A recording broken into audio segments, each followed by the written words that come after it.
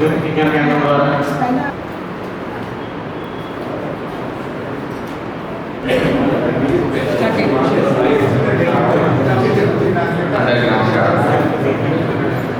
జ్ఞానానందమైన నిర్మలాధికారం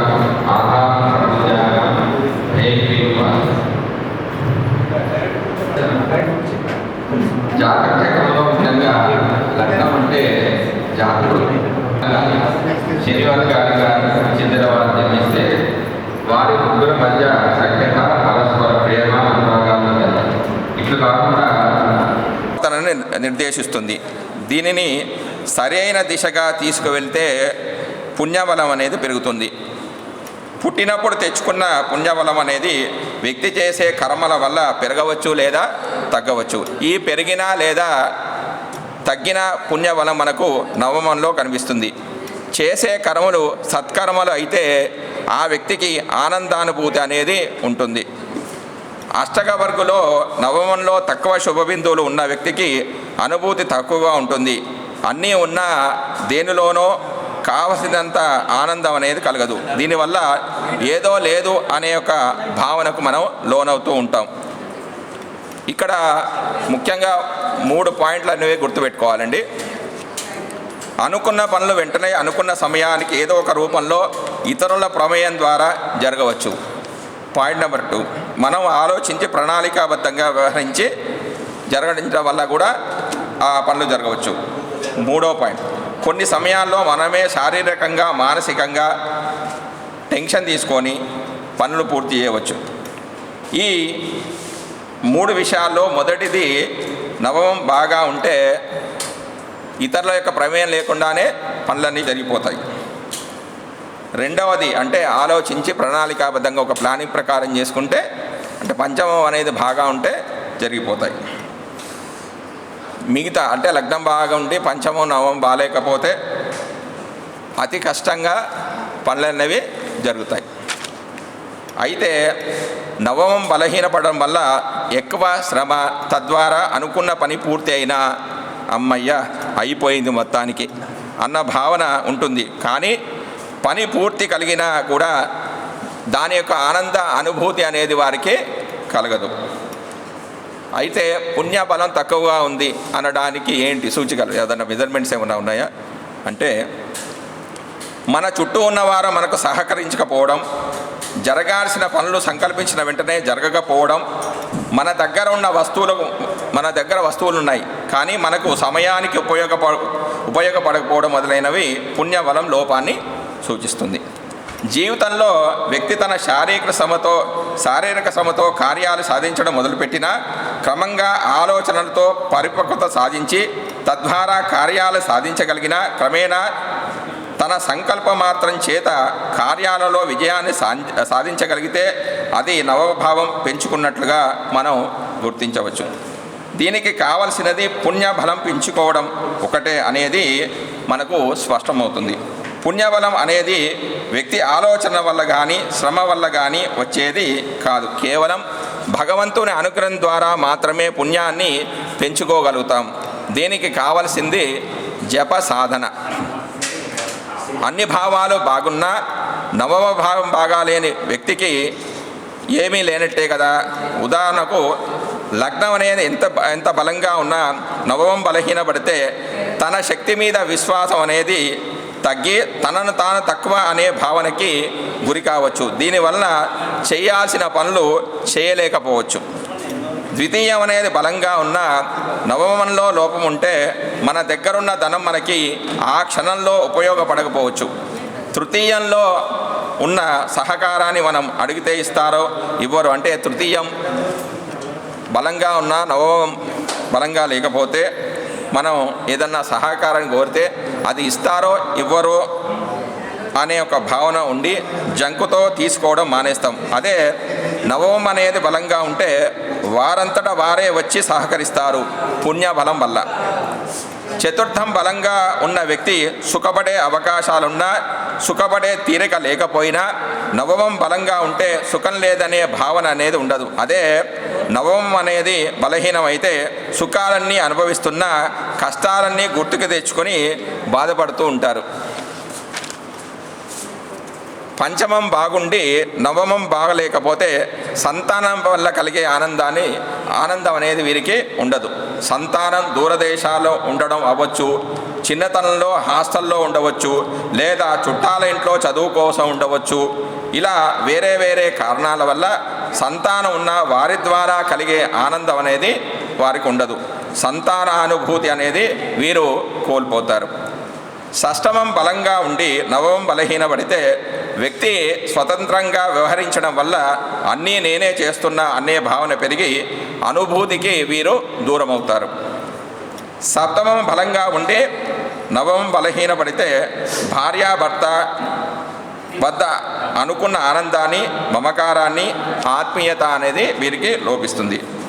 అష్టమం అనేది బలంగా ఉండి నవమం బలహీనపడితే వచ్చిన ఆకస్మిక లాభాలను అనుభవించలేడు. అనుకున్న లాభాలు ఇతరమైన ఇబ్బందులు తెస్తాయేమో, ఎవరైనా తెలిస్తే ఏమవుతుందో అనే భయం వల్ల దాని ద్వారా తృప్తి, అనుభూతి అనేది వీరు కోల్పోతూ ఉంటారు. దశమం బాగుండడం వల్ల అధికారాన్ని ఏ ధనమో వెచ్చించి పొందినా కూడా ఏ క్షణంలో ఆ అధికారం కోల్పోతామో అన్న భయం వెంటాడుతూనే ఉంటుంది. అదే నవమం బలంగా ఉంటే వ్యక్తికి సమాజం పిలిచి మరీ అధికారం ఇస్తుంది. దానివల్ల వారికి దక్కాల్సిన గౌరవం కన్నా రెట్టింపు అనేది లభిస్తుంది. ప్రశాంతత కూడా వీరికి లభిస్తుంది.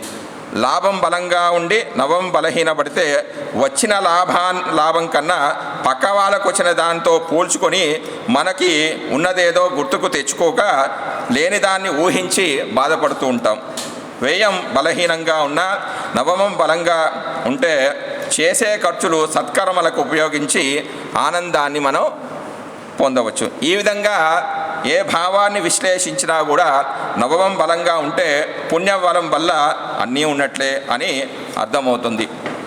భగవత్ప్రసాదమైన ఈ జన్మలో వ్యక్తి ప్రయత్నించాల్సింది కేవలం కూడా ఆ పుణ్యబలాన్ని పెంచుకోవడమే, తన జీవిత లక్ష్యంగా పెట్టుకోవాలి అనేది తెలుస్తుంది. పుణ్యబలం పెరగడం వల్ల మానసిక ప్రశాంతత, ఆనందం, తృప్తి కలుగుతుంది. జప, హోమ, దానాదుల వల్ల ఈ ప్రశాంతత కలుగుతుంది. స్తోత్ర పారాయణలతో మొదలుపెట్టి క్రమంగా జపంతో మనస్సుని క్రమేణా ధ్యానం వైపు మనస్సుని మళ్లించగలిగితే దీనిని ఉపాసన అంటారు. ఉపాసన ద్వారా మాత్రమే మనము పుణ్యబలాన్ని పెంచుకోగలుగుతాం. ఉపాసన అంటే మనస్సుని ఒక చోట స్థిరంగా ఉంచి ఏకాగ్రంగా ధ్యానం చేయాలి. ఇక వివిధ లగ్నాల వాళ్ళు నవమాన్ని బలపరుచుకోవాలంటే చేయాల్సిన ఉపాసనా దేవతలు ఎవరంటే మేషలగ్నం వారు. ఈ లగ్నం వారికి అంటే అక్కడి నుంచి 9 బృహస్పతి కాబట్టి, గురువు కాబట్టి ఈ లగ్నం వారికి దక్షిణామూర్తి స్తోత్రాన్ని పారాయణం చేసుకోవాలి. వృషభ లగ్నం వారైతే ఆంజనేయ స్వామికి పూజ, దీక్ష. మిథున లగ్నం వారైతే వెంకటేశ్వర స్వామికి పూజ, విష్ణు సహస్రనామ పారాయణం చేసుకోవాలి. అదే కర్కాటక లగ్నం వారైతే దత్తాత్రేయ ఆరాధన, గురు చరిత్ర పారాయణం చేసుకోవాలి. సింహలగ్నం వారు సుబ్రహ్మణ్యేశ్వర స్వామి అర్చన, విభూతి పూజ, కరావలంబ స్తోత్ర పారాయణాన్ని వీళ్ళు చేసుకోవాలి. కన్యాలగ్నం వారు లక్ష్మీదేవి అర్చన, పూజ, సహస్రనామ పారాయణం అనేది వీరు చేసుకోవాలి. తులాలగ్నం వారు గణపతి అధర్వణ శీర్ష అభిషేకము పారాయణం అనేది వీరు చేసుకోవాలి. వృశ్చిక లగ్నం వారు లలితాదేవి అర్చన, పూజ, సహస్రనామ పారాయణం. ధనసు లగ్నం వారైతే సూర్య ఆరాధన, ఆదిత్య హృదయ పారాయణము. మకర లగ్నం వారు విష్ణు పూజ, సహస్రనామ పారాయణము. కుంభలగ్నం వారైతే లక్ష్మీదేవి పూజ, లక్ష్మీ అష్టక పారాయణము. మీనలగ్నం వారు లక్ష్మీ నృసింహస్వామి స్తోత్ర పారాయణము, లక్ష్మీ నృసింహ కరావలంబ స్తోత్ర పారాయణం చేసుకోవాలి. ఈ విధంగా ఉపాసనను ప్రారంభించి నవమాధిపతికి సంబంధించిన గ్రహాది దేవానికి ఉపాసనా మార్గంలో ఉండడం వల్ల శ్రేయస్సు కలుగుతుంది. ఇది ప్రారంభ స్థితి మాత్రమే. ముందు పూజ, ఆ తర్వాత స్తోత్రము, ఆ తర్వాత జపము, క్రమంగా ధ్యానము, లయాదుల ద్వారా ఈ ఉపాసన మార్గం అనేది మనకు ఉండాలి. మనసును క్రమపద్ధతిలో అనవసర విషయాల నుండి ప్రక్కకు తప్పించి దైవ మార్గంలో పెట్టడం వల్ల దైవిక శక్తి వ్యక్తి శక్తిగా మారుతుంది. దానివల్ల సమస్య పరిష్కార శక్తి కూడా అధికంగా వస్తుంది. చాలా సంతోషంగా ఉంటుంది. మనసు ప్రశాంతతను పొందినప్పుడు అన్ని పనుల్లో కూడా ఆనందంగా ఉంటుంది. జయశ్రీమన్నారాయణ. సభకు నమస్కరిస్తూ ఈరోజు మనం ఈ గురు పూజ దినోత్సవంగా ఈరోజు మనమంతా ఈ విధంగా కలుసుకోవడానికి చాలా ఆనందంగా ఉంది. ముఖ్యంగా ఈరోజు మనం ముఖ్య అతిథిగా మనం గురు పూజ అందుకోబోతున్నటువంటి తాడి కేదార్నాథ్ గారు మనకి మన ఆహ్వానాన్ని మన్నించి ఈ సభకు ఆయన ఇచ్చేసినందుకు ఆయనకి కృతజ్ఞత తెలుపుకుంటున్నాం. అలాగే మనకి ఈ తాడి కేదార్నాథ్ కన్నా వాళ్ళ నాన్నగారు తాడి కోదండరామ్ గారి గురించి నాకు బాగా ఎక్కువ తెలుసు. అంటే మాది యాక్చువల్గా కాకినాడ సామర్లకోట ప్రాంతం అవడం వల్ల అప్పట్లో మా గురువుగారు ఇలాగే ఈ విజ్ఞాన జ్యోతిషాలు నిర్వహిస్తుంటే వీళ్ళ నాన్నగారు అక్కడ ఏర్పాట్లు చూస్తూ వాళ్ళు ప్రొడక్ట్ అయి పెడుతుండేవారు అన్నమాట. అప్పట్లోనే ఆయన ఈ జ్యోతిష విజ్ఞానం అనే వారపత్రిక లాంటిది నడుపుతూ ఉండేవారు. ఆయనతో పరిచయం. తర్వాత కారణాంతరం వల్ల మనం హైదరాబాద్ రావడం, అలా తర్వాత వాళ్ళ అబ్బాయి ఆటోమేటిక్గా మనకి ఈ కేదార్నాథ్ గారు పరిచయం అవడం. అంటే జనరల్గా సబ్జెక్ట్ చాలామంది నేర్చుకుంటారు, అందరికీ వస్తుంటారు, కానీ తెలిసిన విషయాన్ని 10 మందికి చెప్పాలి అన్నటువంటి ఆతృత చాలా కొద్ది మందిలోనే ఉంటుంది. అందులో ఒక వ్యక్తి ఈ తాడి కేదార్నాథ్ గారు. ఆయనకి చిన్న విషయం తెలిసిన ఒక జ్యోతిషం పామిస్ట్రీ కానీ, నాడీ శాస్త్రం కానీ, నక్షత్రాల గురించి కానీ, ముఖ్యంగా ఈ వర్గ చక్రాల్లో ఈ సర్వతోభద్ర చక్రం, ఇది చాలా ఇంపార్టెంట్ అయినటువంటి చక్రం. ఈ సర్వతోభద్ర చక్రం, దాంతోపాటు ఈ సుదర్శన చక్రం, ఈ మొదలగు కొన్ని చక్రాల మీద మంచి పట్టు ఆయన సాధించడం జరిగింది. సో ఈ విధంగా ఈరోజు మనం ఆయన ద్వారా ఒక సబ్జెక్టు నేర్చుకుందామనే ఉద్దేశంతో రెండూ కలిసి వస్తాయని తెలుసుకుంటూ ఆయన శాస్త్రం గురించి, సర్వతోభద్ర చక్రం అలాగే సుదర్శన చక్రం గురించి కొన్ని విశేషాలు తెలియజేస్తూ, దాని తర్వాత మా సభ తరపున, మా సంస్థ తరపున ఆయన చిరు సత్కారం అందుకోవాల్సిందిగా కోరుకుంటూ ఇంతటితో మనకి ముగిస్తూ తర్వాత మరి మాట్లాడవలసిందిగా. ఏ ఏ అంశాలు మనం పరిగణనలోకి తీసుకోవాలి జాతక చక్రం చూడటానికి, అది చాలా ఇంపార్టెంట్. మనలో చాలామంది ఒక ఫలితం అయిపోయిన తర్వాత దాన్ని విశ్లేషిస్తూ ఉంటాం, పోస్ట్ మార్టం చేస్తుంటాం.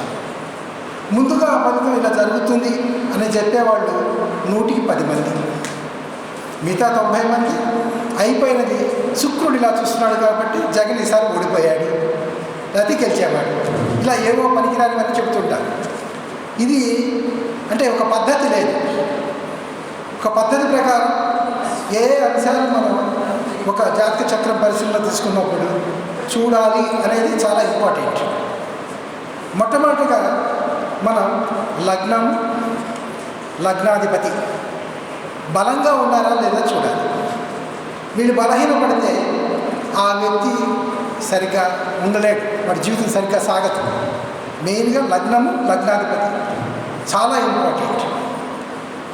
అదేంటి, టైమ్ ఆఫ్ బర్త్ ఉన్నప్పుడు, పర్మనెంట్గా టైమ్ ఆఫ్ బర్త్ ఉండి ఉన్నప్పుడు ఇప్పుడు ఈ లగ్నము, లగ్నాధిపతి బాగా పనిచేస్తారు. అది లేనప్పుడు ఏంటి, ఏదో తెలిసిన టైం 10 నుంచి 10:30 దాకా, లేదా 10 నుంచి 11 లోపల పుట్టారండి అంటాడు ఒకటి. అప్పుడు లగ్నం మనం కరెక్ట్గా తీసుకోలేము.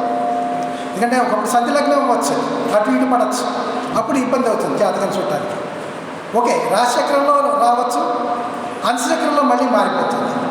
మిగతా డివిజన్ చేర్స్కి వచ్చినప్పటికీ పూర్తిగా మారిపోతుంది ఈ లగ్నం అనేది. 10 నుంచి 11 లోపల పుట్టాడు ఇలా చెప్తాడు. అప్పుడు ఏం చేయాలి, అందుకు చంద్రలగ్నం తీసుకోవాలి. నాడి జ్యోతిష్కులు చాలామంది ఆకాశ నాడి కానీ అవి కానీ చంద్రలగ్నమే చూస్తారు. వాళ్ళు లగ్నం తీసుకోరు, ఏ టైమ్ ఆఫ్ బర్త్ వాళ్ళకి అవసరం లేదు. చంద్రలగ్నం బట్టి జాతకాలు చెప్తుంటారు మెయిన్గా. అందుకని మనం మెయిన్గా లగ్నము, లగ్నాధిపతి, చంద్రలగ్నము, చంద్రలగ్నాధిపతి వీళ్ళు బలహీనపడకూడదు. వీళ్ళు బలంగా కనుక ఉంటే అప్పుడు ఆ వ్యక్తి జీవితంలో పెంపుదల అనేది ఉంటుంది, డెవలప్మెంట్ అనేది ఉంటుంది, లేకపోతే కష్టం.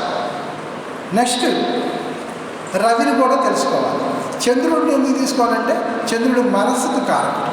ఒక పని చేయాలంటే ముందు మనకు ఆలోచన రావాలి, మంచి ఆలోచన. ఆ ఆలోచనను మనం ఇంప్లిమెంట్ చేయాలి. కాబట్టి చంద్రుడు మనసు కారకుడు కాబట్టి చంద్రలగ్నం తీసుకుంటున్నాం.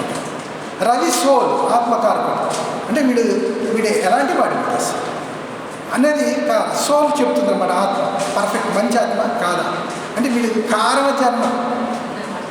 మనకు 3 శరీరాలు ఉన్నాయి, అందులో కారణ శరీరం అని ఒకటి ఉంటుంది. దాంట్లో ఉన్న మనం చేసే గుడ్ బ్యాడ్ అన్నీ దాంట్లో ఉంటాయి. అది రవి వల్ల తెలుస్తుంది. సోల్ దట్ ఈజ్ ఆత్మ. ఈ రవి వల్ల మనకు అది తెలుస్తుంది. కాబట్టి రవి లగ్నం నుంచి కూడా రవి ఎక్కడున్నాడు అక్కడి నుంచి కూడా మనం పరిశీలించాలి జాతి చక్రం. అంటే ఇవన్నీ పరిశీలించడం అవుతుందా? ఒకప్పుడు ఒక జాతకుడు వచ్చి అడిగినప్పుడు ఇవన్నీ చూడటం అవుతుందా అని క్వశ్చన్. నెక్స్ట్ అంటే మనం సోది చెప్తలేదు, జాతకం చెప్తాం. కాబట్టి you take time, ask time. రేపు రండి చెప్పండి, నేను పరిశీలించి చెప్తాను మీకు అని చెప్పండి. అంతేగాని అప్పటికప్పుడు ఏదో హడావిడి చెప్పేసి వాడు మళ్ళీ మిస్ అయిపోతాడేమో అని కాదు. అది పరిశీలించండి, పరిశీలించి చెప్పండి. మనం ఏ అంశాలు పరిగణలో తీసుకోవాలి అని చూసి చెప్పండి, మీ ప్రిడిక్షన్ కరెక్ట్గా ఉంటుంది. అలా కాకుండా ఏదో నోటికొచ్చినట్టు చెప్పేద్దాం అనుకుంటే అది ఏముంది. జాతకం చెప్పాలంటే 2 అంశాలు ముఖ్యంగా. ఒకటి ఎస్ ఆర్ నో. మా అబ్బాయి ప్రమోషన్ వస్తుందా? నో. వస్తుందా? ఎస్. 2 కదా పాయింట్స్. అది ఎవడైనా చెప్తాడు ఎస్ ఆర్ నో అనేది. దానికి జాతకాలు పరిశీలించక్కర్లేదు. కాబట్టి మీరు ఎందుకు జాతకం పరిశీలిస్తున్నారంటే కొన్ని అంశాలు చూస్తున్నారు కాబట్టి, కొన్ని వర్గ చక్రాలు చూస్తున్నారు కాబట్టి ఈ జాతక పరిశీలన అనేది చాలా ఇంపార్టెంట్. అందుకు అవి ఇమ్మీడియట్గా చెప్పద్దు జాతకం రాగానే. ఎందుకంటే ఇమ్మీడియట్గా చూస్తే జాతక చక్రం మీకు బ్లాంక్ అయిపోతుంది, ఏముండదు. ఆ గ్రహం ఇక్కడ ఉంది, ఈ గ్రహం ఇక్కడ ఉంది అనే కనపడుతుంటుంది. కానీ మీకు ఆ థాట్ రావాలంటే బాగా స్టడీ చేసి ఉండాలి, పరిశీలన ఉండాలి. ఈ పరిశీలన అనేది ఎప్పుడు కూడా చాలా ఇంపార్టెంట్.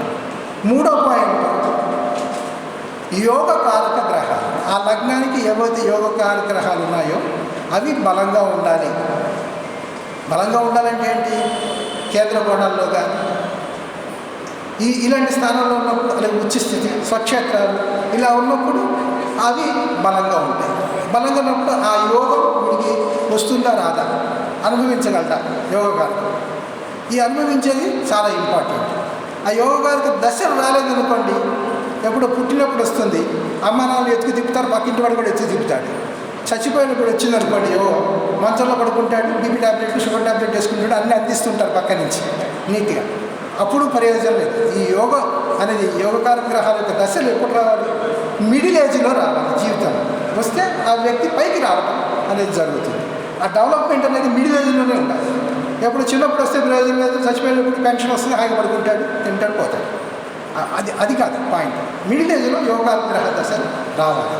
ఆ యోగం ప్రతివాడికి ఉంటాయి. యోగం రాశాడు, జాతి చంద్రులో ఒక చోట రాస్తాడు, కాశ్మీర్ గాడిదలకి మంచి మంచి యోగాలు ఉంటాయట, కానీ అవి ఎప్పుడు మోస్తూనే ఉంటాయి సామాన్. కాబట్టి అది కాదు. యోగకారక గ్రహాలు అనేవి ఏవైతే ఉన్నాయో అవి మనం ఫస్ట్ ట్రేస్ అవుట్ చేయాలి. అవి వస్తున్నాయా రా, వాటి దశలు వస్తున్నాయా లేవా వ్యక్తికి, అది చాలా ఇంపార్టెంట్. నెక్స్ట్ కేంద్ర కోణాధిపతులు బలం. కేంద్ర కోణాధిపతులు బలము వారి స్థితి. ఈ కేంద్ర కోణాధిపతులు ఏంటంటే మనకు జనరల్గా ఉభయ కేంద్రాలు ఉంటుంటాయి. మనకు ఇప్పుడు సపోజ్ మిథున లగ్నం అనుకోండి, కేంద్రాధిపతులు మిథునం అవుతుంది, గురువు, ఇద్దరు ఉభయ కేంద్రాలకు అధిపతులు అవుతారు. వీళ్ళు శుభులే, కానీ కేంద్రాధిపత్యం రావడం వల్ల దోషి అని కొన్ని శాస్త్రంలో చెబుతున్నాడు. కానీ బట్ ప్రాక్టికల్ పరిశీలనలో అవి శుభ ఫలితాలే ఇస్తాయి.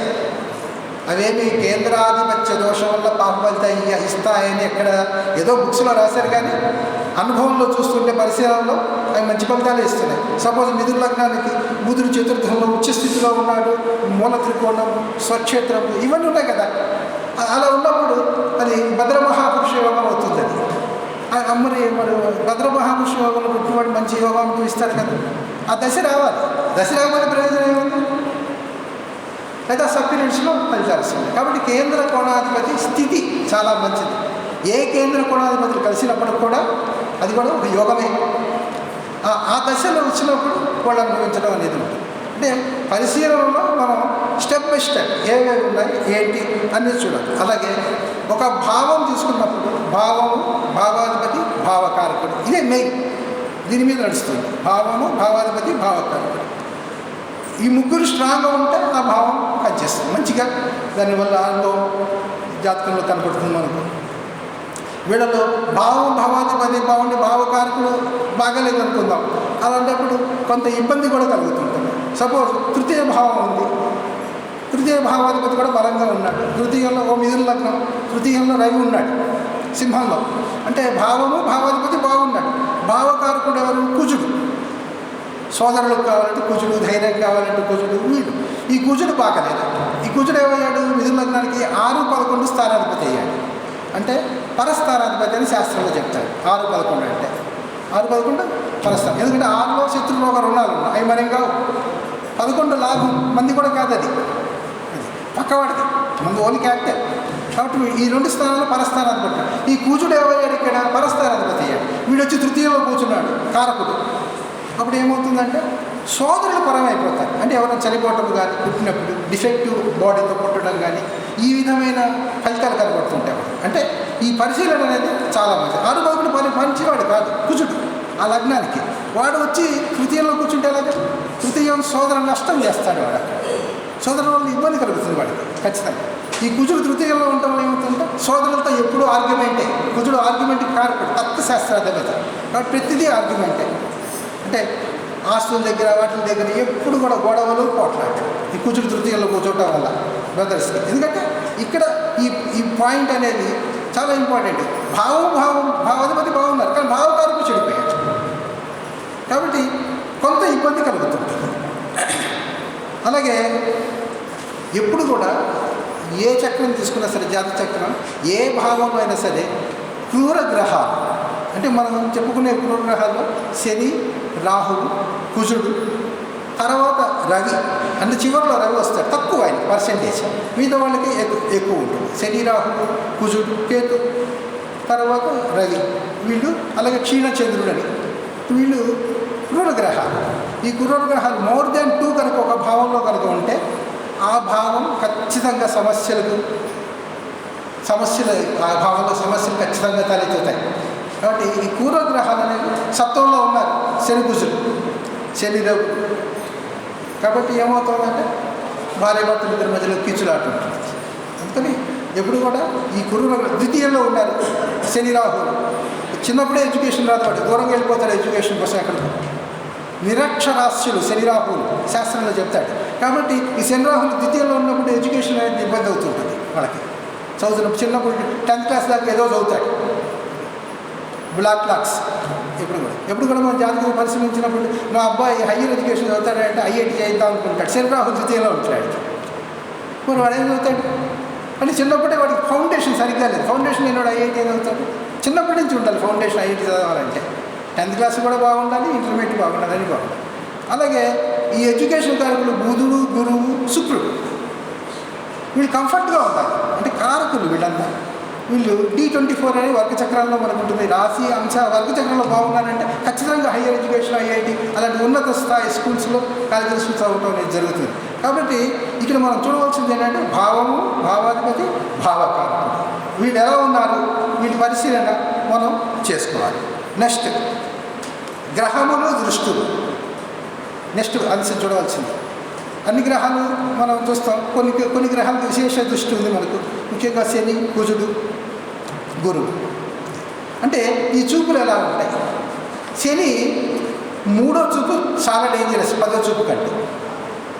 గురువుది 5వ చూపు డేంజరస్, 9వ చూపు చాలా మంచిది. అలాగే కుజుడు 4, 8, 8వ చూపు మంచిది కాదు, 4వ చూపు పర్వాలేదు. కాబట్టి 4వ చూపు కూడా డేంజరే, కానీ అంత కాదు. 4వ చూపు చూడొచ్చు. లగ్నంలో ఉండి కుజుడు చతుర్థాన్ని చూస్తున్నాడు, వాడు భూములు ఉంటాయి, స్థలాలు ఉంటాయి, మంచి క్రీడాకారులు కూడా అవుతుంటాడు. కాబట్టి ఆ చతుర్థ చూపు అనేది మంచిదే, కానీ అష్టమ చూపు మంచిది కాదు కుజుడికి. అది మోస్ట్ డేంజర్. పైగా ఆ లగ్నానికి కుజుడు క్రూరుడు అనుకున్నప్పుడు ఇంకా ఇబ్బంది కలిగిస్తుంటాడు. ఈ చూపు అనేది చాలా ఇబ్బంది. అన్ని గ్రహాలు సప్తమం చూస్తాయి, మిగతా గ్రహాలు. కానీ వీళ్ళకి ప్రత్యేక దృష్టిలో సప్తమంలో ఈ గ్రహాలు తక్కువగా ఉంటాయి, చూపు పరిశీలనలో తక్కువగా ఉంటాయి. ఈ స్పెషల్ దృష్టిలు ఉన్నవి మిగతా చూపులు బాగుంటాయి, అవి పవర్ఫుల్గా చూస్తుంటాయి. నెక్స్ట్ ఏదైనా ఒక ప్రిడిక్షన్ ఇచ్చేప్పుడు ఒక ఈవెంట్ జరుగుతుందన్నప్పుడు దశ భుక్తి, దశలో భుక్తులు జరుగుతుంటాయి. కాబట్టి మీ సోదర దశలు కానీ, అష్టోత్తర దశలు కానీ, వాటి సంబంధించిన అప్పుడు ప్రస్తుతం జరుగుతున్న దశలో వాటికి సంబంధించిన సబ్ పీరియడ్స్ కానీ మెయిన్ పీరియడ్స్ కానీ జరుగుతున్నప్పుడు వాటి స్థితి బాగున్నప్పుడు ఆ డెవలప్మెంట్ అనేది ఇస్తాయి ఇక్కడ. ఇవి వాటి సంబంధం లేదు. మనం చూసే జాతకంలో ఆ సంబంధం లేదు. మాకు ప్రమోషన్ వస్తుందా అంటాడు. దశమాధిపతి నడవదు, చతుర్థాధిపతి నడవదు. ఆ దశలో నడవనప్పుడు ఆ ఫలితం రాదు వాడికి. అలాగే ఈ దశమాధిపతి వెళ్ళి షష్టాష్ట వ్యయాల్లో ఉంటాడు, రాదు, ప్రమోషన్ రాదు, ఇబ్బందికరం. చాలా కష్టం మీద రావాలి, వచ్చినా వాడు ఏదో పనిష్మెంట్ ట్రాన్స్ఫర్ లాగా ఇస్తారు. కాబట్టి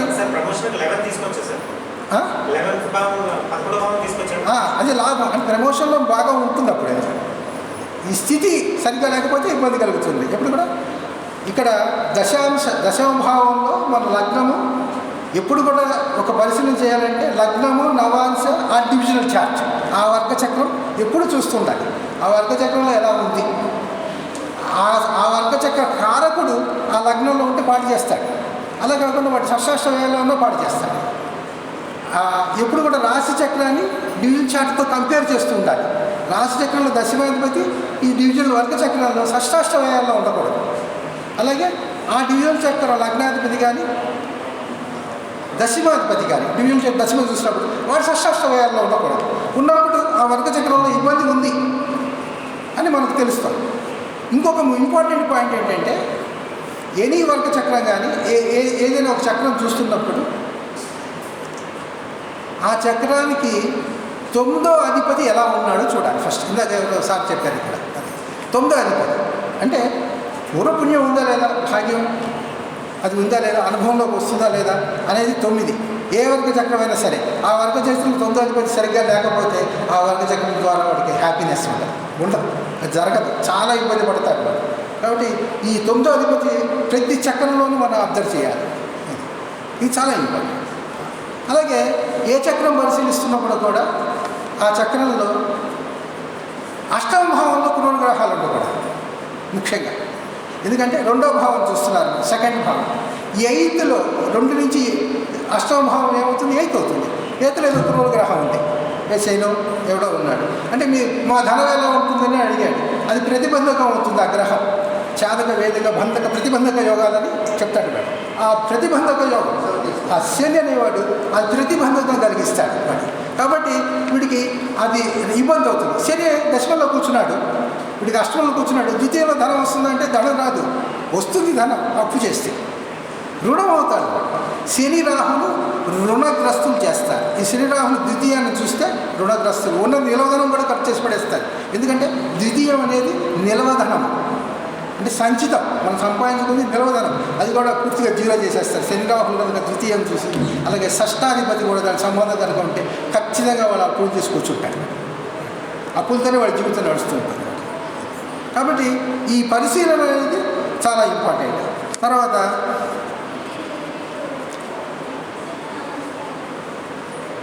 గోచార పరిశీలన, ఇది చాలా ఇంపార్టెంట్. ఇది కూడా ఇదంతా మనం చెప్పుకున్నంత దశ సబ్ పీరియడ్ ఇవన్నీ బాగున్నాయి.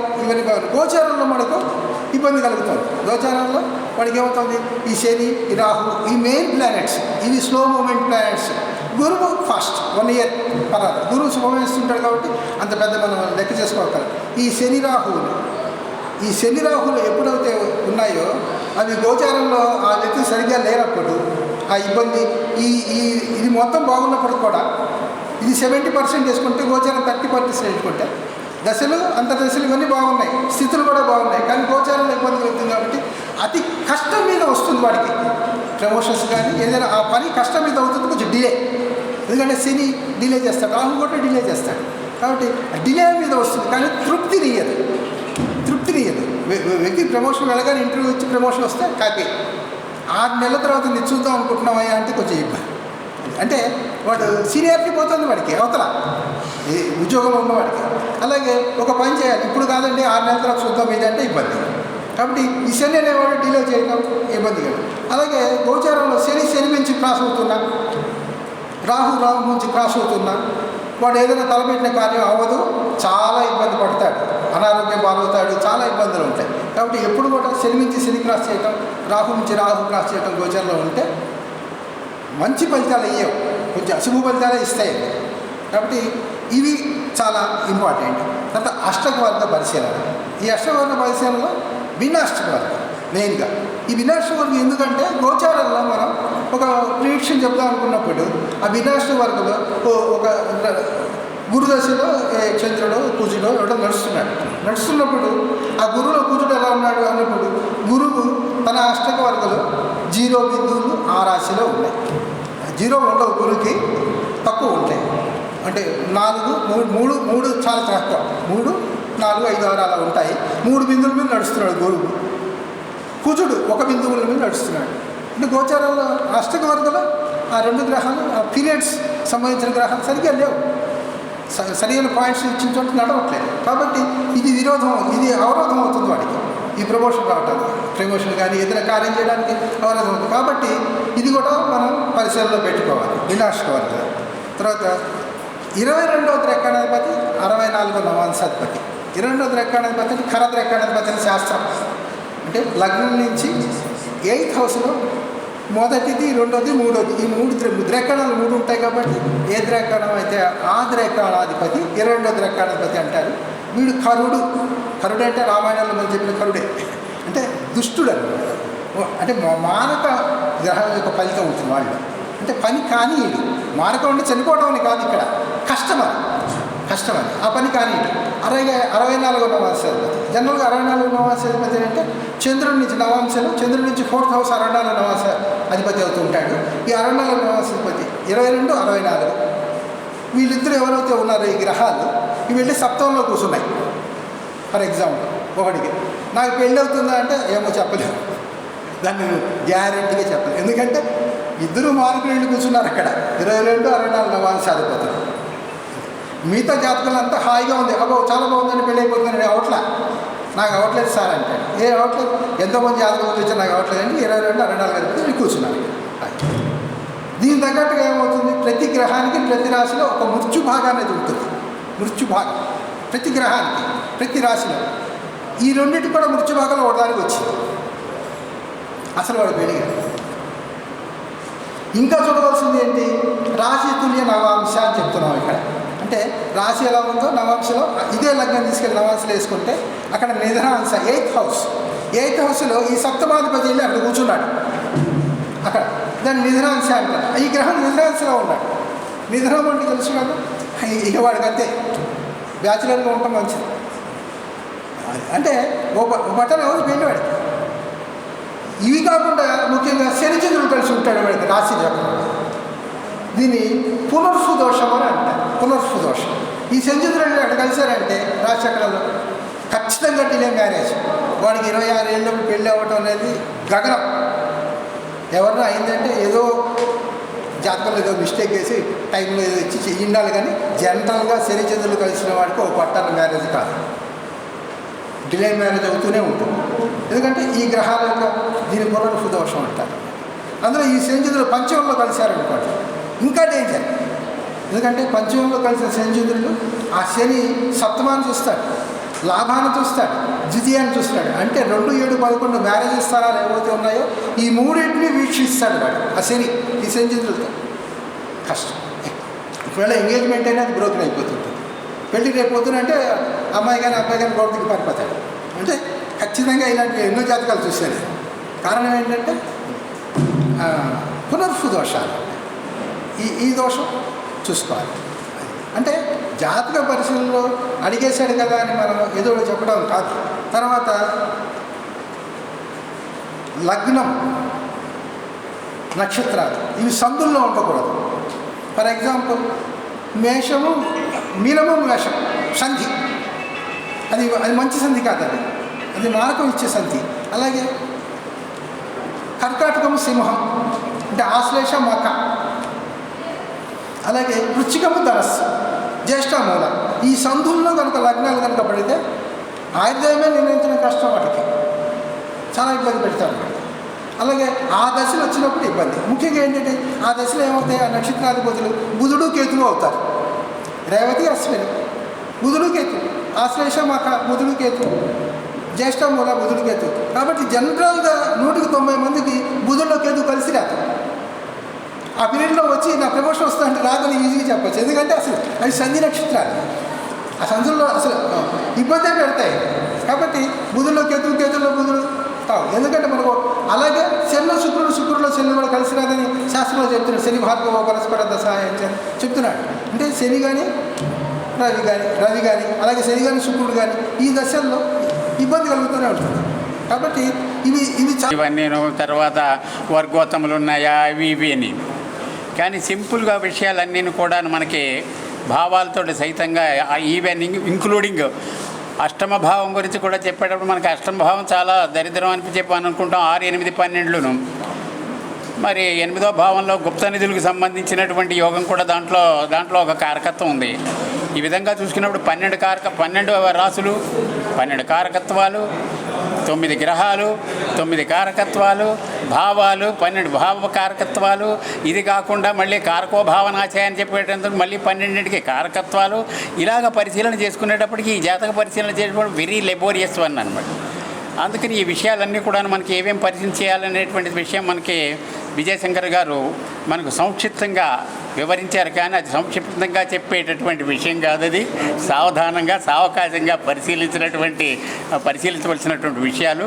కాబట్టి వారికి సభాముఖంగా కొన్ని రహస్యాలు మనకు చెప్పినందుకు ధన్యవాదాలు సమర్పించుకుంటూ తర్వాత కార్యక్రమం నాడీ గ్రంథ రచయిత అయినటువంటి శ్రీ రాయుడు గారిని తమ యొక్క ఆశీర్వచన ప్రసంగాన్ని మనకి ప్రసాదించవలసిందిగా వారిని కోరుతున్నాను. పెద్దలు దయచేసి వారి గురుతుల్యులు. యాక్చువల్గా మనకి ఈ గురు పూర్ణం సందర్భంగా జాతకాల సందర్భంగా వారు గురుతుల్యులు కాబట్టి వారిని మనకు ఆశీర్వచన ప్రసంగం అందజేయవలసిందిగా కోరుతున్నాను. ఉంటే క్షమించండి. ఇక్కడ సభా వేదికపై ఉన్న సభలో ఉన్న పండితులు, సహృదయులు, బంధువర్గం వాళ్ళు కూడా వచ్చారు. వాడు నా మీద అభిమానం కొద్దీ అందరికి కూడా నమస్సుమాంజలు.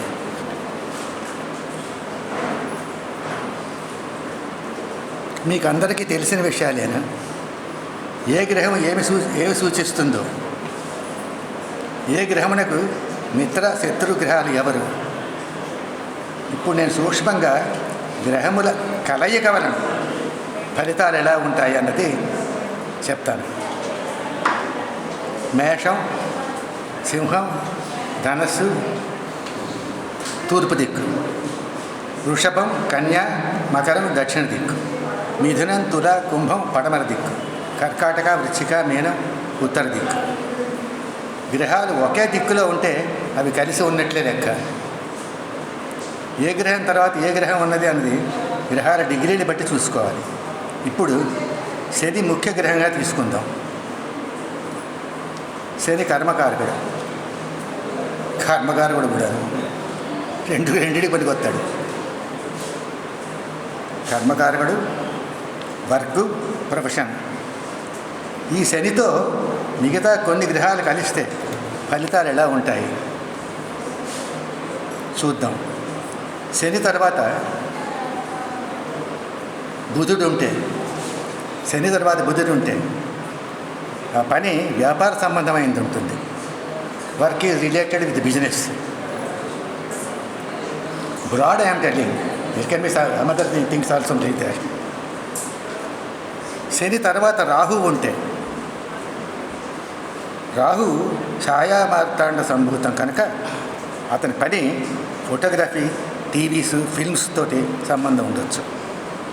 రాహు క్లౌడీ ఫెలో కనుక క్లౌడ్ సంబంధించిన. శని కేతువుతో ఉంటే శని పని కేతు మోక్షం వైపు ఉండొచ్చు. కేతుకి is not interested in work, Shani is interested in work. ఈ శని కేతువుతో కలిస్తే ఆ శనిని కూడా పాడు చేసేస్తాడు. So is not interested in work. Whenever Ketu comes you can take it for granted. Is not interested in work. I'm running Ketu, I'm not interested in work. Shani శుక్రుడితో కలిస్తే భార్యకు ఉద్యోగం ఉండొచ్చు. ఇలాగే మిగతా గ్రహాలతో కలయికను చూసుకోవచ్చు. ఇక ఇప్పుడు 3 గ్రహాలు కలిస్తే ఫలితాలు చూద్దాం. శని ప్లస్ రవి ప్లస్ చంద్రుడు. శని వర్క్, రవి గవర్నమెంటు, చంద్రుడు ప్రయాణాలు. సో గవర్నమెంట్తో సంబంధం ప్రయాణికుడితో కూడినటువంటి పని ఉండొచ్చు. ఆ కాంబినేషన్ ఉంటుంది. శని ప్లస్ చంద్రుడు ప్లస్ రవి. ఇందాక రవి ప్లస్ చంద్రుడు, ఇప్పుడు చంద్రుడు ప్లస్ రవి. పని వర్క్, చంద్రుడేమో ప్రదేశం మార్పు, అండ్ దెన్ రవి గవర్నమెంట్ సంబంధం. Place change will come, then you can get a government job or something. చంద్రుడు ప్లస్ శని ప్లస్ రవి. ఫస్ట్ ప్రదేశం మార్పు, ఇక చంద్రుడు, తర్వాత రవి గవర్నమెంట్ ఉద్యోగం. రవి చంద్రుడు రవి ప్లస్ శని. తండ్రి ప్రదేశం మార్పు ఉండొచ్చు. అంటే ఇక్కడ రవి తన ఫాదర్ కూడా కనుక you can interpret in WhatsApp. దృష్టిల వల్ల కలిగే ఫలితాలు చాలా జాగ్రత్తగా, ఊహాపోహతో, శాస్త్ర పరిజ్ఞానంతో, పరిశోధనతో పరిశీలించాలి. ఇప్పుడు ఒక ప్రాక్టికల్ హోరోస్కోప్ గురించి తీసుకుంటే బెటర్ ఐడియా ఉంటుందని అనుకుంటున్నాను. ఎవరి జాతకం వారు చూసుకుంటే అవగాహన బాగుంటుంది. నా జాతకం ఉదాహరణగా తీసుకుంటాను. తులా లగ్నం, తులలో శుక్ర రాహువులు, మకరంలో చంద్రుడు, కుంభంలో గురుడు రెట్రోగ్రేషన్, మీనలో శని రెట్రోగ్రేట్, మేషంలో కేతు, సింహంలో కుజ, బుధ, రవి.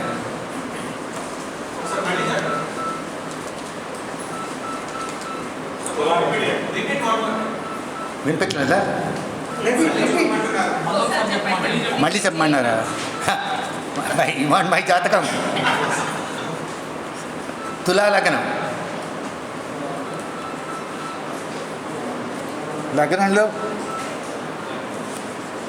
శుక్రుడు Rahu. I'm with respect to degrees only I'm telling. First శుక్రుడు, తర్వాత రాహు. కుంభంలో గురుడు రెట్రోగ్రేషన్, మీనంలో శని రెట్రోగ్రేషన్, మేషంలో కేతువు, సింహంలో కుజ, బుధ, రవి. సింపుల్ జాతకం అండి, నాట్ కాంప్లికేటెడ్. శని కర్మకారకుడు కనుక శనితో ఇతర గ్రహాలు చూసుకుంటే శని రెట్రోగ్రేట్ అంటే మీనంలో ఉన్న రెట్రోగ్రేట్ ఉన్నాడు కనుక కుంభంలో ఉన్నట్టు తీసుకోవచ్చు. శని కుంభంలో ఉంటే ఎదురుగుండా సింహంలోనే కుజుడు, బుధుడు, రవి ముగ్గురు ఉన్నారు. వాడు ముగ్గురిని చూస్తూ ఉంటాడు. అది కాకుండా మళ్ళీ నైన్త్ హౌస్ సేమ్, అది పడమర దిక్కు. ఇటు మళ్ళీ తుల ఏమో పడమర దిక్కు అవుతుంది. సో అక్కడ ఉన్నప్పుడు పడమర దిక్కులో ఉన్నటువంటి శుక్రుని, రాహువుని కూడా చూస్తాడు. సో శనికి రవి, బుధ, కుజ, శుక్ర, రాహు అందరితో సంబంధం అవుతుంది. అది కాకుండా ఈ శని రిట్రాగ్లేట్లో ఉన్నాడు కనుక వెనకాతలో ఉన్న చంద్రుడిని కూడా చూస్తాడు. మకరంలో ఉన్న చంద్రుడిని కూడా చూస్తాడు. గురువుతో పరివర్తన ఉన్నాడు కనుక గురువు కూడా సంబంధం ఉంది. అంటే ఈ విధంగా ఈ శని కంప్లీట్లీ ఓవరాల్ ఈ takes care of all the planets. He takes care of all the planets. So if you take it, Kuja, Buddha, Ravi, Ketu. Kuja, Buddha, Ravi, Ketu. వీళ్ళందరినీ శని చూస్తున్నాడు. కుజుడిని చూస్తున్నాడంటే కుజుడు మీకు తెలుసు, ఇంజనీరింగ్, మెకానికల్ ఇంజనీరింగ్, ఫైర్ అటువంటివన్నీ. And I'm connected with rocket propulsion, so that fire is involved. Mechanical engineer involved.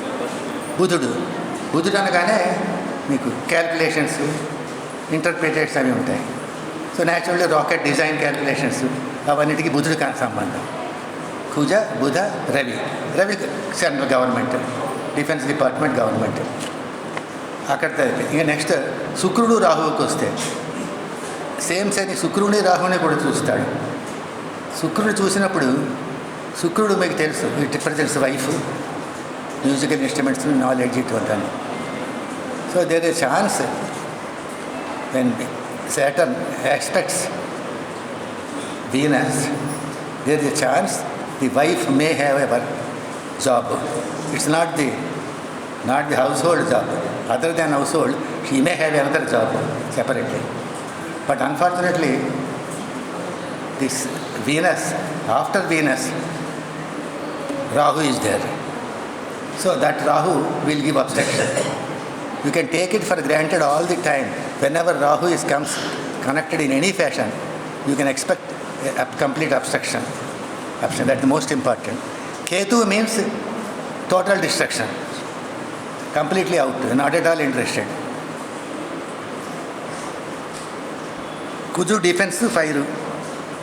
Buddhudu calculations, rocket engineering.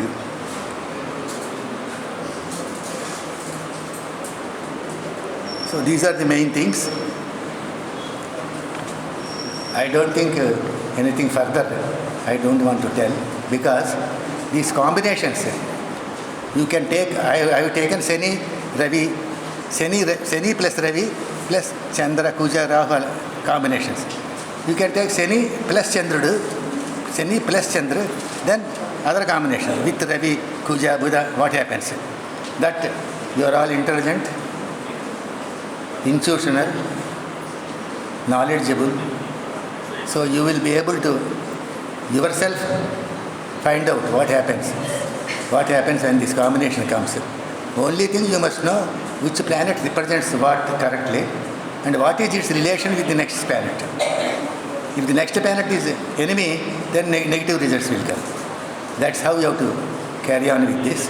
I think that should be sufficient. I will not be able to stand anymore. Thank you very much. Thank you. सर्व विद्यानां श्री दक्षिणामूर्तये नमो नमः. ओम ज्ञानानंदमयं देवं निर्मलस्फटिकाकृतिम् आधारं सर्वविद्यानां श्री हयग्रीवमुपास्महे. शरदिन्दु समाकारे परब्रह्मस्वरूपिणे वासरापीठनिलये सरस्वती नमोस्तुते. దేవతలందరికీ, ఈ జన్మనిచ్చినటువంటి తల్లిదండ్రులకి, అట్లాగే జ్ఞానాన్ని అటు ఆర్జనకి అట్లాగే 10 మందికి పంచడానికి ఇచ్చినటువంటి గురువులకి, ఈ సభలో వేయించేసినటువంటి అట్లాగే సభని అలంకరించినటువంటి జ్ఞానమూర్తులకి, సాక్షాత్తు జ్ఞానానందమయులైనటువంటి గురువులందరికీ కూడా సభాపూర్వకంగా వారి యొక్క పాదాలకి నమస్కారం. ఎందుకంటే జ్ఞానం అనేటటువంటిది మనకి రావాలంటే పూర్వజన్మ సుకృతం, అట్లాగే అందరికీ తెలిసిన విషయమే. 9వ భావం ఏదో రకంగా మనకి సంబంధం కుదిరితేనే, ముఖ్యంగా అన్ని జ్ఞానాలలో కన్నా చాలా విశేషమైనటువంటి అంతరిక్ష జ్ఞానం ఈ యొక్క జ్యోతిష్య జ్ఞానం. మరి ఈ జ్యోతిష్య జ్ఞానానికి మూలంగా బుధుడు, గురుడు, అట్లాగే గ్రహాలన్నిటినీ కూడా పరిపాలించేటటువంటి తన యొక్క గురుత్వాకర్షణ శక్తితో వారి యొక్క కిరణాలను కూడా తన వైపుకు తిప్పుకొని, ఆ సూర్యుడు సాక్షాత్తు భగవత్స్వరూపుడు, విష్ణుమూర్తి స్వరూపుడైనటువంటి సూర్యుని యొక్క నక్షత్రము ఉత్తరాషాఢ నక్షత్రం. ఈరోజు మకర రాశి, చంద్రుడు అంటే మనోకారకుడైనటువంటి చంద్రుడు ఉత్తరాషాఢ నక్షత్రంలో, మకర రాశి సాక్షాత్తు ఆ విష్ణుస్వరూపం యొక్క నక్షత్రం శ్రవణ నక్షత్రం కూడా ఇందులోనే ఉంది. అలాగే మనకి అంటే ఈ రోజున నాకు నక్షత్రపూర్వకమైనటువంటి విషయంలో కొంత అవకాశం మాట్లాడమని అమ్మ విజయలక్ష్మి గారు ఇచ్చారు. సరే, మాట్లాడడానికి ఇలా గురువులు చెప్పినట్టుగా సముద్రం అంతా విజ్ఞానం లోపల ఉన్నప్పటికీ, మరి మనం కాలం గురించి మాట్లాడుతున్నప్పుడు కాలాన్ని కూడా మనం కొంతవరకు మాత్రమే తీసుకొని మాట్లాడడం ద్వారా మిగతా వారు చెప్పేటటువంటి విషయ పరిజ్ఞానాన్ని కూడా మనం పొందడానికి అవకాశం ఉంటుంది. కాబట్టి మరి ఈ కాలంలో మనకి భూమి నుంచి కనిపించేటటువంటి వాటిల్లో ముఖ్యమైనటువంటివి గ్రహాలు. గ్రహాలలో సూర్యుడు, చంద్రుడు చాలా పెద్దవిగా మనకు కనిపిస్తూ ఉంటారు. మిగతా గ్రహాలన్నీ కూడా బైనాక్యులర్ సహాయంతో చూస్తూ ఉంటాం. మరి ఈ గ్రహాల యొక్క కాంతి కిరణాలు, వాటి యొక్క అయస్కాంతప శక్తి వలన మన యొక్క భూమి కానీ, భూమిపైన ఉన్న జీవరాశులు కానీ మనుగడ సాగిస్తున్నాయి అని మనకి విషయ పరిజ్ఞానం తెలియజేస్తోంది. కానీ ఈ యొక్క గ్రహాలని కూడా వాటి యొక్క కిరణాలతో ఆకర్షణ శక్తితో మొత్తం విశ్వాన్ని నడిపించేటటువంటివి నక్షత్రాలు. దాన్ని మనం నక్షత్రం, క్షతం కానటువంటిది, నాశనము లేనటువంటిది అనేటటువంటిది నక్షత్రం. మనం ఈ జన్మలో అనుభవించే కారకత్వాలు, కారణాలు ప్రతిదీ కూడా గ్రహాల వలన నిర్ధారింపబడి మనం అనుభవిస్తూ ఉంటాం. కానీ పూర్వజన్మ నుంచి ఈ జన్మలోకి రావటానికి నక్షత్రం ప్రధానమైనటువంటి పాత్ర పోషిస్తుంది అని శాస్త్ర విజ్ఞానం. అందుకనే పుట్టంగానే గ్రహాల గురించి కాకుండా నక్షత్రం ఏమిటి, ఆ నక్షత్రానికి, తల్లిదండ్రుల యొక్క నక్షత్రానికి, అట్లా అన్నిటికీ చాలా లింక్ ఉంటుంది. వారి యొక్క వివాహమైనటువంటి సమయం, తల్లిదండ్రుల యొక్క వివాహ సమయం, వారి యొక్క గర్భాధాన సమయం, ఇవన్నీ కూడా ప్రతిదీ నక్షత్రంతో సమయం సంబంధం కలిగి ఉంటుంది. కాబట్టి నక్షత్రం అనేటటువంటిది చాలా విశేషమైనటువంటి ప్రాముఖ్యతని కలిగి ఉంది. అయితే ఈ నక్షత్రం ముఖ్యంగా కొన్ని నక్షత్రాల యొక్క సముదాయాన్నిగా మన వాళ్ళు తీసుకొని 12 ద్వాదశ రాశులుగా వాటిని నిర్ధారించారు. ఒక్కొక్క రాశిలో 3 నక్షత్రాలు ఉంటాయి. దాంట్లో మళ్ళీ 2 నక్షత్రాలే పరిపాలిస్తూ వాటిల్లో ద్విపాద నక్షత్రాలు, త్రిపాద నక్షత్రాలు, ఈ విధంగా కొన్ని నక్షత్రాలు 2 రాశుల్లో ఉండడం మనం గమనిస్తూ ఉంటాం. అయితే ఈ నక్షత్రాలు వాటి యొక్క శక్తిని, వాటి యొక్క కిరణాలని గ్రహాల మీద ప్రభావితం చూపిస్తే ఆ గ్రహాలు భూమి మీద ఉన్నటువంటి మన మీద ప్రభావితం చేసి కర్మ నివృత్తుల్ని, మనం చేసే కర్మల్ని కూడా నిర్ణయిస్తూ ఉంటాయి. అలాగే నక్షత్రాల యొక్క సమూహాన్ని ప్రజాపతిగా భావించటం కనపడుతూ ఉంటుంది. నక్షత్ర ప్రజాపతికి హస్తా నక్షత్రం చెయ్యిగాను, చిత్తా నక్షత్రం శిరస్సుగాను, స్వాతి నక్షత్రం హృదయంగాను, విశాఖ నక్షత్రం తొడలు, అనురాధ నక్షత్రం కీర్తి ప్రతిష్టల్ని తెలియజేస్తుంది. అంటే మనకి శరీర అంగాలకి నక్షత్ర ప్రమాణాలు ఉంటాయి. అట్లాగే నక్షత్ర పురుషుడైనటువంటి ప్రజాపతి అనగా కాలపురుషునికి కూడా ఒక్కొక్క అంగానికి నక్షత్రం అనేది ప్రభావితం చూపిస్తూ ఉంటుంది. అయితే ఈ నక్షత్రంలో ముఖ్యంగా వివాహ నక్షత్రం కనుక స్వాతి అయితే, ఎవరైతే వధువుని వరునికి ఇస్తున్నారో వారు, ఆ తండ్రికి చాలా ఆనందంగా ఉంటుంది. తన కుమార్తె భర్తకి చాలా ప్రియురాలిగా ఎప్పుడూ పుట్టింటికి వెళ్ళాలనే ఆలోచన లేకుండా ఈ యొక్క స్వాతి నక్షత్రంలో వివాహం చేసినట్లయితే ఆ తండ్రికి అంత ఆనందం కలుగుతుందని శాస్త్రవచనం. ముఖ్యంగా మనం నక్షత్రం గురించి మాట్లాడితే ఎన్నో కోట్ల నక్షత్రాలు తమ యొక్క ప్రభావాన్ని విశ్వంలో చూపిస్తూ ఉంటే వాటిల్లో మన ఋషులు, ప్రాచీనులు ముఖ్యంగా ప్రకృతిలో మనం అంతకుముందు ఇప్పుడు కానీ అనుభవించేటటువంటి స్థితిగతుల్ని బట్టి కొన్ని నక్షత్రాలకి ఒక నక్షత్రాన్ని తీసుకొని వాటిని రాసుల్లో ఇనుముడింపజేసి ఆ యొక్క నక్షత్ర ప్రభావాన్ని బట్టి ఈ యొక్క ప్రకృతి వైపరీత్యాల గురించి, మనకి జరిగేటటువంటి శుభాశుభాల గురించి తెలియజేయడం జరిగింది.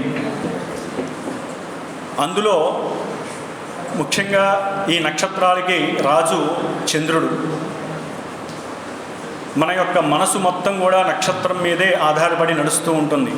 అందుకనే మనకి 30 రోజుల్లో, నెలకి 30 రోజులు ఇంగ్లీష్ కాలమానం ప్రకారం అయితే, చాంద్రమానంలో 27 రోజుల నుంచి 29 రోజుల మధ్యలో ఈ చంద్రుడు తన యొక్క ప్రదక్షిణాన్ని 27 నక్షత్రాలతో భూభ్రమణం చేసేస్తూ ఉంటారు. కాబట్టి ఒక్కొక్క రోజు ఆ నక్షత్ర ప్రభావం, ఆ నక్షత్రానికి అధిపతి మన మీద, మన యొక్క జాతకంలో ఉన్నటువంటి గ్రహాల యొక్క స్థితిగతుల మీద వాటి యొక్క ప్రభావం చూపిస్తూ, వాటిని మనం ఈవెంట్స్ అంటాం. ఏ రోజు ఏం జరుగుతుంది, శుభమా అశుభమా అనేటటువంటిది కూడా మొత్తం ఈ నక్షత్రాల మీదే ఆధారపడి ఉంటుంది. గ్రహాలు ఓన్లీ నామమాత్రం. గ్రహాలు తమ పని అవి చేసుకుంటూ ఉంటాయి. కానీ గ్రహాలను కూడా నియమంగా చేసేటటువంటివి, వాటి యొక్క రిమోట్ మొత్తం కూడా నక్షత్రాల మీదే ఉంటుంది. కాబట్టి నక్షత్రం చాలా చాలా కోట్ల కాంతి సంవత్సరాల దూరంలో ఉంటాయి. కాబట్టి వాటి యొక్క శక్తి కూడా, వాటి యొక్క పరిమాణం కూడా చాలా గొప్పగా ఉంటుంది. అట్లాగే మనకి జ్యోతిష్య శాస్త్ర పరిజ్ఞానాన్ని వారి యొక్క మేధస్సుతో, తపస్సుతో, జ్ఞానసిద్ధిని పొంది అంతరిక్షంలో సంచరిస్తున్నటువంటి గ్రహాల యొక్క ఉనికిని, వాటి యొక్క శక్తియుక్తులని, అలాగే నక్షత్రాలని, వాటి యొక్క స్వభావాలను, రాశుల యొక్క పరిస్థితులని, అట్లాగే స్వభావ గుణగణాలని, వీటన్నిటినీ కూడా ఎన్నో వేల సంవత్సరాల క్రితమే ధారపోసినటువంటి మహాగురువులు, వైజ్ఞానిక సంపన్నులు, దేవతా పురుషులు, తపోమునులు అయినటువంటి గురువులకి, అలాగే మనకి అష్టాదశ పురాణాలని అందించినటువంటి, మానవ జీవితంలో ఒక భాగం చేసినటువంటి దేవతా స్వరూపుడైనటువంటి వ్యాస మహాముని యొక్క ఈరోజు పూర్ణిమ, వ్యాస పూర్ణిమ. దీన్నే గురు పూర్ణిమగా మనం జరుపుకుంటున్నాం. అంటే ఇది గురువులకి మనం ఇచ్చేటటువంటి సంస్కారయుక్తమైనటువంటి అభినందన సభ. ఎందుకంటే గురువు అంటే జ్ఞానాన్ని తను పొంది, పూర్వజన్మ సుకృతాన్ని ఆయుధంలా చేసుకొని ఎంతోమంది విద్యని, విజ్ఞానాన్ని కోరుకొని వచ్చినటువంటి వారికి తన దగ్గర ఉన్నటువంటి పరిజ్ఞానాన్ని అందరికీ కూడా ఎటువంటి స్వార్థము లేకుండా అందచేస్తూ, ఆ యొక్క శక్తితో సర్వే జన సుఖినో భవంతు, లోకం ఎప్పుడూ సుభిక్షంగా ఉండాలి. ఎందుకంటే జ్ఞానాన్ని మించినటువంటి ఆయుధం, జ్ఞానాన్ని మించినటువంటి ఐశ్వర్యం, సంపద ఇంకోటి లేదు. ఎందుకంటే మనిషి తనలో ఉన్న జ్ఞానాన్ని బయట ప్రదర్శించాలన్నా నోటి ద్వారానే, అజ్ఞానాన్ని ప్రదర్శించాలన్నా నోటి ద్వారానే. మరి ఆ నోటి ద్వారా వచ్చేటటువంటి మాటలు ఒక్క జ్ఞాన సముపార్జన చేసే వాళ్ళకి ఎక్కువగా అధిక మొత్తంలో ఉంటుంది. దానికి జ్యోతిష్య శాస్త్రరీత్యా మనకున్నటువంటి నవగ్రహాలు సూర్య, చంద్ర, కుజ, బుధ, గురు, శుక్ర, శని, రాహువుల్లో గురుడు, ఆయన్ని మనం గురువు అంటాం. బృహస్పతి ఆయన దేవతలకి గురువు, శుక్రుడు రాక్షసులు గురువు. గురు శుక్రులు ఇరువురు కూడా మనకి గురు సమానులు. కాబట్టి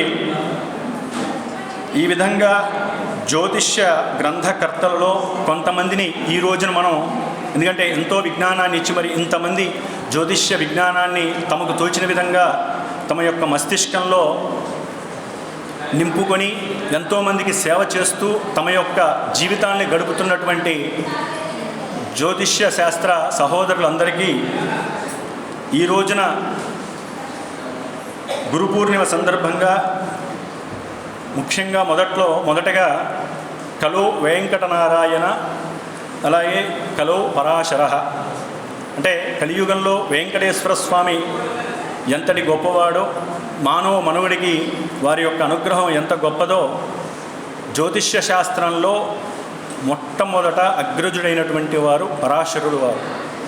మరి ఆ స్మృతి గ్రంథాలలో మరి పరాశరుడు వారి యొక్క గ్రంథంలో లేనటువంటి విషయం లేదు. అట్లాగే మనకి ఎన్నో ముహూర్త విజ్ఞానానికి సంబంధించినటువంటి ముహూర్త దర్పణం, అట్లాగే వరాహమిహిరులు వారు బృహజ్జాతకం, అట్లా బృహత్ పరాశర హోరాశాస్త్రం పరాశర మహామునిది, జాతక ఫల రామాణీయము, ఇట్లా ఎన్నో గ్రంథాలను అందించినటువంటి పృథుయశస్సు, కృష్ణమిశ్రుడు, మీనరాజు, కళ్యాణవర్మ, నారదుడు, భట్టోత్పలుడు, మంత్రేశ్వరుడు, వైద్యనాథ దీక్షితులు, వెంకటేశ్వర, దైవజ్ఞుడు, నీలకంఠుడు, కాళిదాసు, గణేశుడు, మానసాగరుడు, పద్మప్రభ సూరి ఇట్లాంటి వారు, ముఖ్యంగా పరాశరుడు, వరాహమిహిరుడు వీరు చాలా విజ్ఞానాన్ని మనకి జ్యోతిష్య శాస్త్ర గ్రంథాలలో మనకు అందించారు. అట్లాగే మనకి ఈ నక్షత్రాల ద్వారానే మనకి జననం నుండి మరణం వరకు నక్షత్ర సాధన శోధన జరుగుతూనే ఉంటుంది. మనకి షోడశ కర్మలు ఉన్నాయి, అవన్నీ చాలామందికి తెలుసు. మనకున్న సమయం లోపంతో ఆ షోడశ కర్మల్లో గర్భాధానం నుంచి అట్లాగే వివాహం తర్వాత అంత్యేష్టి వరకు కూడా నక్షత్రం మీదే శుభము అశుభము ఆ గృహానికి ఆధారపడి ఉంటుంది. చివరగా మనల్ని, మన రాజ్యాన్ని అంటే మన దేశాన్ని పరిపాలించేటటువంటి రాజుగారు అంటే ప్రధానమంత్రి కావచ్చు, లేకపోతే చీఫ్ మినిస్టర్ కావచ్చు, వీళ్ళు ఎవరు ఏ రకంగా గెలిచినప్పటికీ ఆ రాజు ఆసనం మీద కూర్చొని మరి కోట్ల మంది ప్రజానికాన్ని కాపాడాలి, వాళ్ళకి కావాల్సిన వసతులు కల్పించాలి అంటే, మరి వచ్చేటటువంటి రాక్షసులు లాంటి శత్రువులను ఎదుర్కోవాలి అంటే సరైనటువంటి ముహూర్త సమయం ఉండాలి. అది కూడా నక్షత్రం అంటే తారాబలం. ప్రతిదీ తారాబలం మీదే ఆధారపడి ఉంటుంది. ముఖ్యంగా అది ఇంట్లో కుటుంబ సభ్యుల్లో ఒక నలుగురుంటే భార్యాభర్త, ఇద్దరు పిల్లలు. మరి భార్యాభర్తలుగా అవ్వటానికి ముందు వివాహ పొంతనలో ముఖ్యంగా చూడవలసింది ఇవన్నీ అష్టగణ కూటముల్లో వారు ఎప్పుడైతే చెప్పంగానే మనం చూడవలసిన ధర్మం నక్షత్ర తారాబలం. వాటిల్లో కొన్ని నక్షత్రాలు మనకు ఉన్నాయి. ఇవన్నీ చెప్పుకుంటే కాలం అతీతం అవుతుంది కాబట్టి కొంతవరకు చెప్తున్నాను. ఆ నక్షత్రాలలో నైధన తార అమ్మాయి నుంచి, ఎందుకంటే మనకి నక్షత్ర వివాహ పంతంలో నక్షత్రాల పరంగా వధువు నుంచి వరునికి ముఖ్యంగా చూస్తాం ప్రతిదీ. అది అష్టకోణం గణపంతన కావచ్చు, స్త్రీ దీర్ఘం, ఇంకా చాలా ఉన్నాయి, 21 పంతంలో ఉన్నాయి. వాటిల్లో ముఖ్యంగా ఈ యొక్క నైధన తార అమ్మాయి నక్షత్రం నుంచి అబ్బాయి నక్షత్రం నైధన తార వస్తే ఆ సంబంధం పక్కన పెట్టుకోవడం విశేషత్వం అని శాస్త్రం చెబుతోంది. అయితే నైధన తార వచ్చినా కూడా ఇంకా కొన్ని సంప్రదాయబద్ధంగా ఉన్నటువంటి కొన్ని మేళవింపులు కనుక చేసి కొన్ని ఈ యొక్క నైధన తారికి దానాలు అట్లాగే హోమము అవన్నీ ఉంటాయి. శాస్త్ర పరిజ్ఞానం తెలిసిన వాళ్ళకి రెమెడీస్ ఉంటాయి. ఇక అది చేసి వాళ్ళిద్దరూ మానసికంగా గట్టిగా ఉండగలిగితే నైధనతార దోషం కొంతవరకు హరిస్తుంది. కానీ నైధనతార రాగానే మాత్రం పక్కన పెట్టడం విశేషం. మిగతా గణకూటములు, గుణమేళన చక్రాలు కానివ్వండి, ముఖ్యంగా జాతక చక్రాలు కానివ్వండి, ఇవన్నీ కూడా మనం చూసుకుంటాం. ఆ తదుపరి ప్రతి గ్రహము తను ఫలితాలను డైరెక్ట్గా ఇవ్వలేదండి. ఆ గ్రహము ఒక రాశిలో ఉంటే ఆ రాశిలో మనకి మళ్ళీ 3 నక్షత్రాలు తారసపడతాయి. ఆ గ్రహము ఒక నక్షత్రంలో ఉంటుంది. ఆ యొక్క రాశి లేకపోతే భావము, లగ్నము 3 నక్షత్రాల్లో ఒక నక్షత్రాన్ని ఆపాదింపబడి తమ యొక్క ఫలితాలను ఇస్తూ ఉంటుంది. నక్షత్రం లేకుండా షోడశ వర్గ చక్రాలు లేవు. మరి ఒక నక్షత్రము, ఆ నక్షత్రానికి పాదాలు, ఒక నక్షత్ర ప్రమాణం 13 డిగ్రీల 20 నిమిషాలు అయితే దాంట్లో 3 డిగ్రీల 20 నిమిషాలు ఒక్కొక్క పాదం అయితే మరి దాన్ని బట్టి మనకి షోడశ వర్గ చక్రాలలో నవాంశ చక్రం వస్తుంది, సప్తమాంశ, అట్లా మొత్తం షష్ఠ్యాంశ వరకు కూడా ఈ యొక్క నక్షత్రం బిందువు మీదే ఆధారపడి నడుస్తుంది. కాబట్టి నక్షత్రం చాలా చాలా గొప్పది, విలువైనటువంటిది. కాబట్టి అంటే నేను కొన్ని చోట్ల అనుభవించాను. ఏ శాస్త్రం గొప్పదని కాదండి, శాస్త్రంలో మనకి పుస్తకాలు చాలా ఉన్నాయి, గ్రంథాలు. అన్ని గ్రంథాలు చదివితే మేళవింపుతో మనకంటూ ఒక పరిష్కారకరమైనటువంటి ఒక విద్యకి సార్థకత కలిగినటువంటి గుజ్జు లాంటి పదార్థం మనం ఏర్పడుతుంది. దాన్ని గ్రహించాలి. నేను కొన్ని చోట్ల విన్నాను, ఈ శాస్త్రం గొప్పది, పరాశర శాస్త్రం గొప్పది, అదే బివి రామన్ గారు గొప్పవారు, అదే నక్షత్ర సిద్ధాంతం గొప్పది, నాడీ సిద్ధాంతం, అన్నీ ఒకటేనండి. దేంట్లో అయినా ఇవే, అందరికీ తెలిసిందే గురువులందరికీ. ఇవే 12 రాశులు, ఇవే 9 గ్రహాలు, ఇవే 27 నక్షత్రాలు. అభిజిత్ నక్షత్రం అది మన మకరంలో ఉత్తరాషాఢ 4వ పాదం నుంచి శ్రవణ 1వ పాదం మధ్యలో వస్తుంది. దీన్ని విజయ ముహూర్తం అని కూడా అంటారు. ఇది ప్రయాణాదులకి, అట్లాగే ఏదైనా వివాహంలో మనకి కొంతమంది శని ఆదివారాలు కోరుతారు, ముఖ్యంగా ఆదివారాలప్పుడు. ఇక ఏది లేకపోతే అభిజిత్ ముహూర్తం చేసుకోండి అని చెప్పి రోజులో ఒక 40 నిమిషాలు 11:40 నుంచి ఏదో ఉంటాయి, ఆ సమయాన్ని మనం పెట్టి ఇక కానిస్తూ ఉంటాం. కాబట్టి ఎన్ని శాస్త్రాలున్నా ఎవరు ఎన్ని కనిపెట్టినా ఉండేటటువంటి ఈ యొక్క స్థితిగతుల్ని మనం మస్తిష్కానికి ఎక్కించుకొని ఆ గుజ్జుని తీసుకొని, ముఖ్యంగా ఈ శాస్త్ర పరిజ్ఞానం మన కోసం కాదు, ఎవరైతే నేర్చుకుంటారో వారి కోసం కాదు, దేశ క్షేమానికన్నా ఉపయోగపడాలి. లేదా ఎవరైతే పృచ్ఛకుడు మన దగ్గరికి వస్తాడో, ఇందాక గురువులు చాలామంది చెప్పినట్టుగా ఆ వచ్చిన వాడి మనసులో ఏముందో కూడా నక్షత్రాన్ని బట్టే మనకి తెలుస్తుంది. అది అందరికీ తెలిసినటువంటి విషయమే.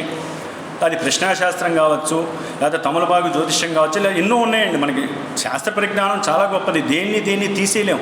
ఒక్కోసారి ప్రతిదీ గవ్వల ప్రశ్న కూడా మనకు ఉపయోగపడవచ్చు. ఏది చేసినా చివరికి నవగ్రహాలు అదే నక్షత్రాలు. ఆ రోజు నక్షత్రం ఏదైతే ఉంటుందో ఆ రోజు నక్షత్రాధిపతి ఎక్కడ ఉంటారో దీన్ని బట్టే మొత్తం నడుస్తుంది. ఇప్పుడు మనం ఉన్న వాళ్ళల్లో ఇవాళ ఉత్తరాషాఢ నక్షత్రం, సూర్యరాశి వాళ్ళు ఉండొచ్చు, లేదా చంద్రుడు శని దాంట్లో ఉండొచ్చు, నక్షత్రాధిపతి శని నక్షత్రంలో ఉన్నాడు, కర్కాటక రాశిలో ఉండొచ్చు. ఓన్లీ ఈ యొక్క రాశుల్లోనే మన యొక్క రాశులు కానీ దశాంతర దశలు కానీ నడుస్తూ ఉంటాయి. దీంట్లో ఆలోచించాల్సిన విషయం లేదు. అట్లాగే మనకి ఏదైనా రోగం వచ్చినప్పుడు దీర్ఘకాలిక రోగాలు, లేకపోతే సత్వర రోగాలు, తొందరగా పోయే రోగాలు కూడా ఉంటాయి. అవి వచ్చినప్పుడు ఏ నక్షత్రం రోజున వచ్చిందో చూసుకుంటారు. అది శాస్త్ర పరిజ్ఞానంతో. అది ఒక్కొక్క నక్షత్రానికి ఎన్ని రోజులు ఉంటుంది, ఎన్ని రోజుల్లో వెళ్ళిపోతుంది అనేది కూడా మనం మామూలుగా చరలగ్నం, స్థిరలగ్నం, దిస్వభావ లగ్నం అని చెప్తాం.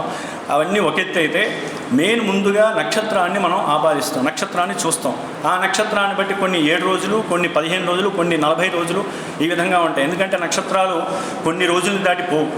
వాడి కర్మ ఎట్లా ఉంటుందో, వాడి పూర్వజన్మలో ఏమి ఎత్తుకొచ్చాడో ఆ కర్మని బట్టి దీర్ఘకాలిక రోగాలు ఉంటాయి, కొన్ని సత్వర రోగాలు ఉంటాయి. కాబట్టి అవన్నీ కూడా చరలగ్నాలు, చరముహూర్తాల్లో పోతూ ఉంటాయి.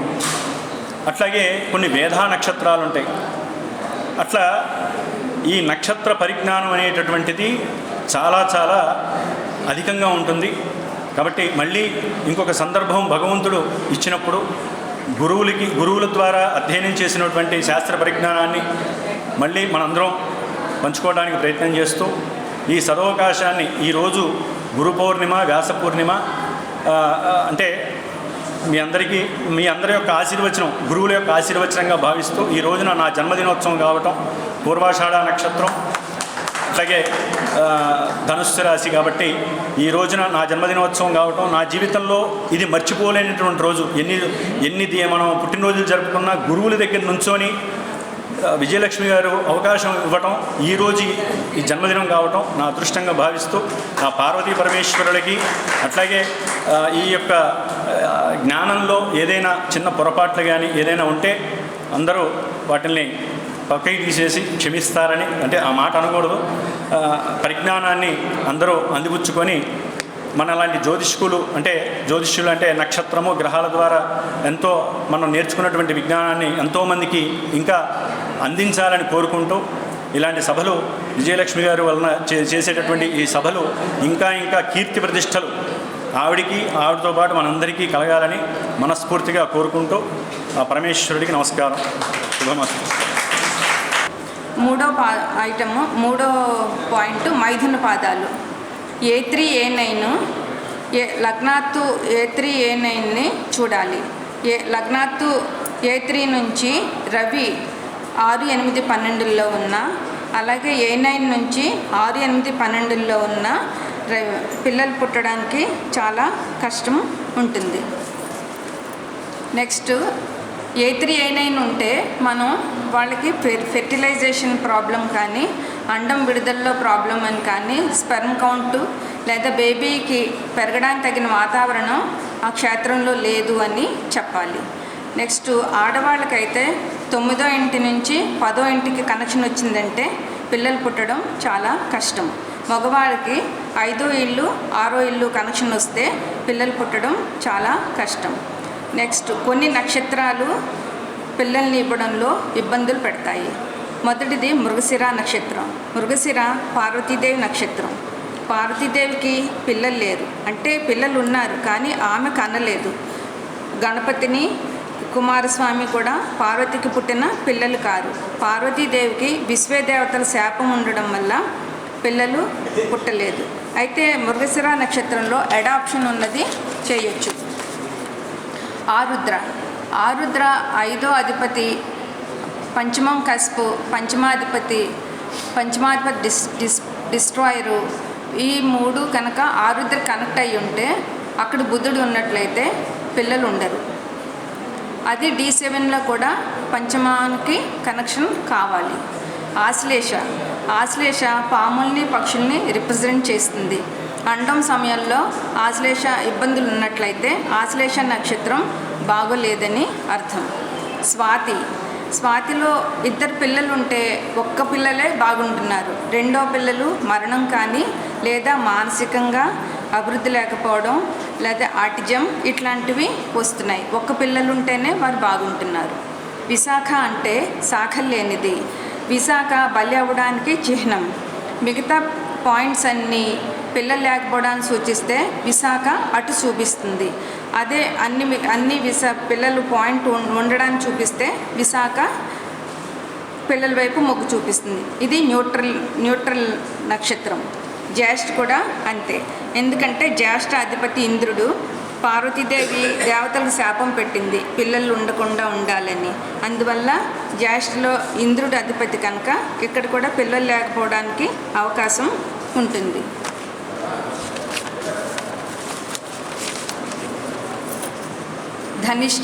ధనిష్ట నక్షత్రానికి అధిపతి భీష్ముడు.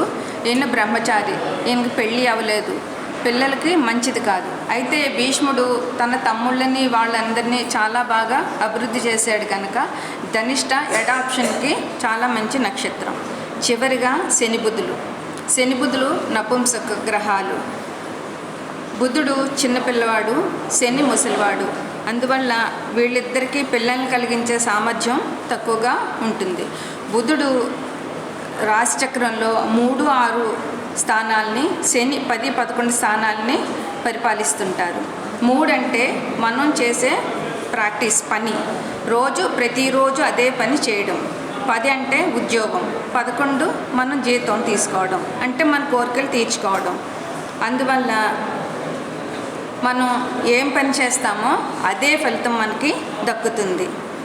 అందువల్ల మనం ఈ 3, 6, 10, 11 ఉపచేయాలి కనుక వీటి వల్ల కూడా మనకి పిల్లలు కలిగే అవకాశం తక్కువగా ఉంటుంది. D1లో శని బుధులు ఆధిపత్యం ద్వారా కానీ, స్థితి ద్వారా కానీ, దృష్టి ద్వారా కానీ ఎఫెక్ట్ అయితే 1వ ఇంటి నుంచి శని సంబంధం వచ్చిన, 5వ ఇంటికి బుధ సంబంధం వచ్చిన, లేదా 1వ ఇంటికి బుధ సంబంధం, 5వ ఇంటికి శని సంబంధం వచ్చిన, లేదా శని బుధులు ఇద్దరికి 1 ఇంటూ 5వ ఇల్లు సంబంధాలు వచ్చిన పిల్లలు ఉండడం చాలా కష్టమవుతుంది. ఇది D1లో. D7లో పంచమానికి శని బుధుల సంబంధం ఖచ్చితంగా రావాలి. D9లో శని బుధులు శుక్రుడి నుండి కానీ లగ్నం నుండి కానీ కోణాల్లో ఉండాలి. నుంచి సుదర్శన చక్రాన్ని అడ్డు వేసి అనేక కార్యక్రమాలని నడిపిస్తున్నారు కాబట్టి వారు చెప్పదలిచేది కూడా సుదర్శన చక్రం గురించే.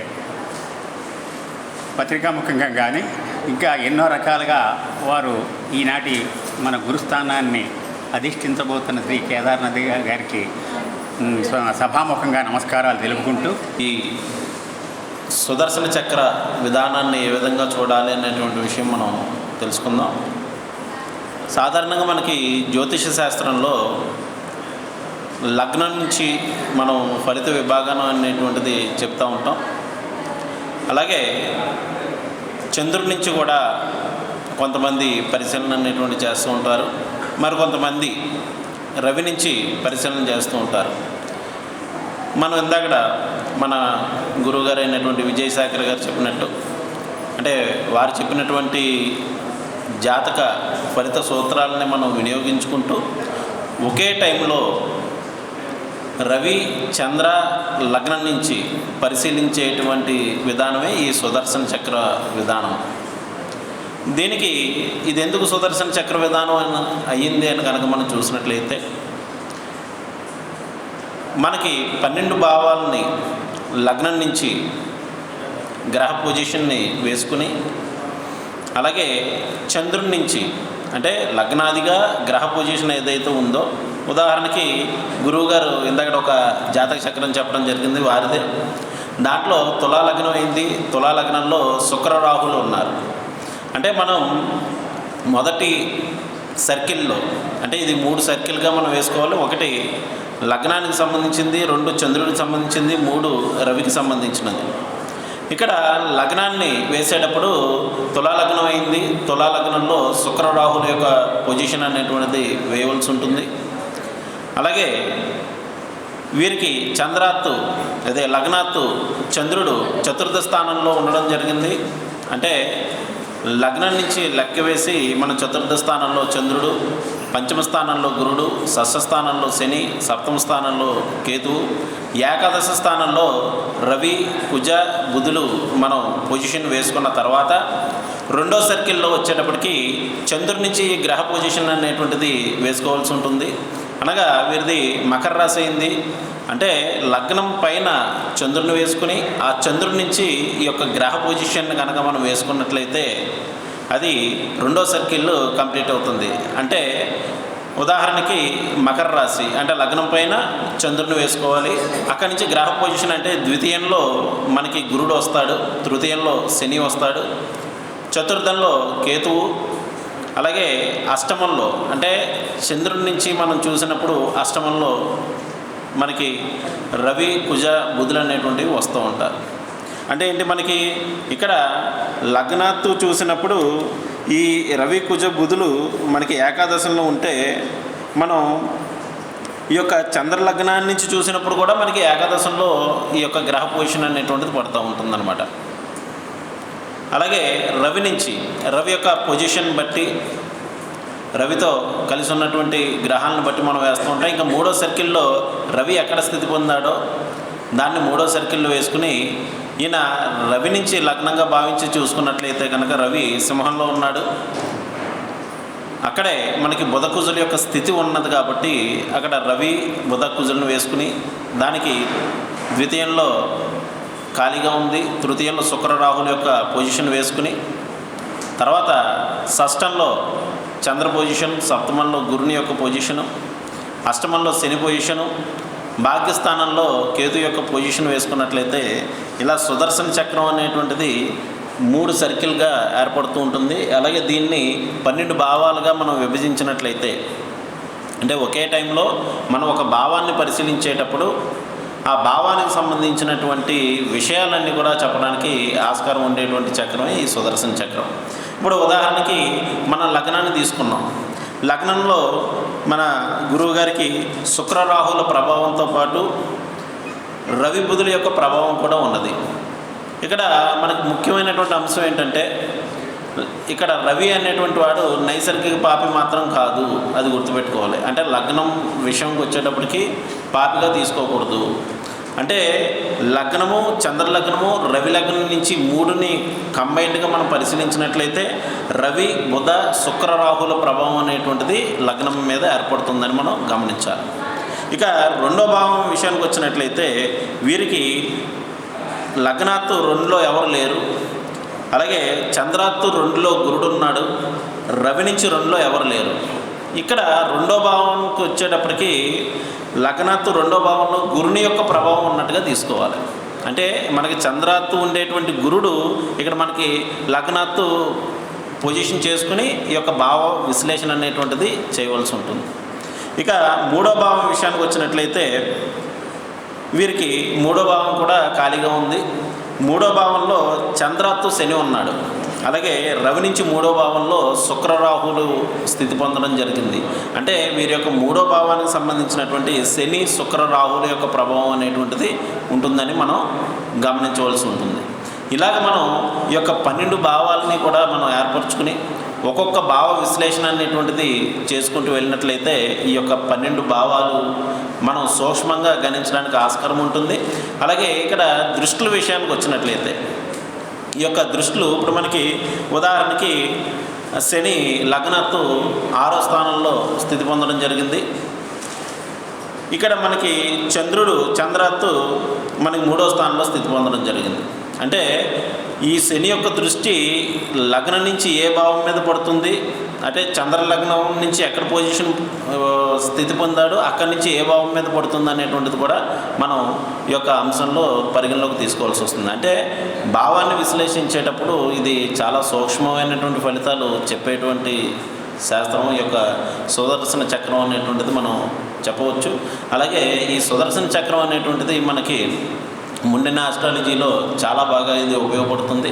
అంటే వ్యక్తిగత జాతకాలతో పాటు ముండిన ఆస్ట్రాలజీలో చెప్పచ్చు. అలాగే షేర్స్ అండ్ కమోడిటీస్లో కూడా ఈ యొక్క సుదర్శన చక్రాన్ని పరిశీలించవచ్చు.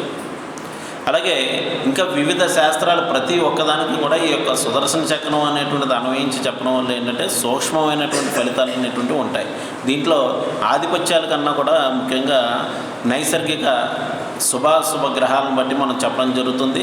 ఒకవేళ మనం ఏదైనా ఒక భావాన్ని పరిశీలిస్తున్నప్పుడు ఆ భావంలో ఎటువంటి గ్రహ ప్రభావం కానీ దృష్టి ప్రభావం కానీ లేకపోతే ఆ భావాధిపతి యొక్క పొజిషన్ బట్టి ఆ భావాధిపతి మీద ఉన్నటువంటి దృష్టిని బట్టి మనం ఈ యొక్క సుదర్శన చక్రం అనేటువంటిది విశ్లేషణ చేయవలసి ఉంటుంది. అలాగే దీంట్లో వచ్చేటప్పటికి భావదశ అనేటువంటిది ఉంటుంది. అంటే ఇది మనకు తెలుసున్నదే. మనం ప్రోగ్రెషన్స్ అని చెప్తూ ఉంటాం. అంటే మొదటి సంవత్సరం లగ్నం నుంచి మొదలు పెడితే లగ్న ప్రోగ్రెషను, గురుడి నుంచి మొదలు పెడితే గురుడు కూడా ఇది మొదటి సంవత్సరానికి కారకుడు. అలాగా మనం 12 రాసులు అంటే 12 భావాలు అంటే లగ్నాన్ని ఒకటో భావంగా ఒకటో రాశిగా భావిస్తే రెండో సంవత్సరం రెండో భావ ఫలితాలు, మూడో సంవత్సరం మూడో భావ ఫలితాలు, అలాగా మనకి 12 భావాలు అనేటువంటి 12 సంవత్సరాలను తెలియజేస్తుంది. ఇక 13వ సంవత్సరం వచ్చేటప్పటికి మనకి మరలా ఈ లగ్నం అనేటువంటిది యాక్టివేషన్లోకి వస్తూ ఉంటుంది. అది మనం ఈ యొక్క భావదశ అనేటువంటిది చెప్తూ ఉంటాం. అది సంవత్సర ఫలితాలు అంటే ఈ సంవత్సరం ఆ జాతకుడికి ఎలా ఉంది అనేటువంటిది చెప్పడానికి ఉపయోగపడుతుంది. అలాగే నెలవారీ ఫలితాలు చెప్పేటప్పటికి అంటే మనం ఇక్కడ ఏం చేయాలి, జాతకుని యొక్క జన్మ సంవత్సరాలు డివైడెడ్ బై 12 పెట్టి భాగిస్తే ఏ భావం యాక్టివేషన్ అవుతుందో ఆ భావం మనకి ప్రజెంట్ తెలియజేస్తుంది. దాని తర్వాత ఏ మంత్లో మన ప్రెడిక్షన్ కావాలో తెలుసుకోవాలనుకుంటే కనుక ఆ సంవత్సరానికి సంబంధించినటువంటి రాశినే మనం లగ్నంగా భావించినట్లయితే అక్కడి నుంచి అతని యొక్క ఆ సంవత్సరానికి సంబంధించింది మొదటి నెల, రెండో నెల, మూడో నెల, మళ్ళీ ఇలా 12 నెలలు కూడా రొటేషన్ అవుతూ ఉంటాయి.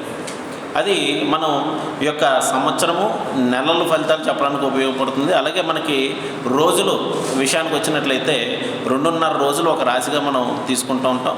తీసుకున్నప్పుడు మనం ఇక్కడ ఏం చేసాం, ఇది ముందు సంవత్సరాన్ని గుర్తించాం, తర్వాత నెలను గుర్తించాం, తర్వాత ఏ రోజు మనకు ఫలితం కావాలో అటువంటి ఫలితం అనేటువంటిది మనం చూసుకోవాల్సి వస్తుంది. ఇప్పుడు ఉదాహరణకి నా జాతకాన్నే చూసుకున్నట్లయితే ప్రస్తుతం నాకు 42వ సంవత్సరం నడుస్తుంది. 42 డివైడెడ్ బై 12 ఏ భావం యాక్టివేషన్లో ఉంది? నాది సింహలగ్నం అండి. సింహలగ్నం 6వ భావం యాక్టివేషన్లో ఉంది. అంటే మే 16/5/1983 నా డేట్ ఆఫ్ బర్త్. ఈరోజు మనకి ఈ నెల ఏ నెల నడుస్తుంది అంటే మే 16 నుంచి జూన్ 16 అంటే 6వ భావంలో మొదటి నెల మకరం సింహలగ్నం కాబట్టి, రెండో నెల కుంభం, మూడో నెల మీనం. అంటే ఇప్పుడు ప్రజెంట్ ఏ నెల నడుస్తుంది నాకు? 42వ సంవత్సరంలో 6వ భావంలో మూడో నెల నడుస్తుంది. ఈ మూడో నెల అధిపతి దాన్నే లగ్నంగా భావించినట్లయితే ఆ రాశ్యాధిపతి అయినటువంటి గురుడు నా జన్మ లగ్నాధిపతికి కనెక్ట్ అయ్యాడనమాట.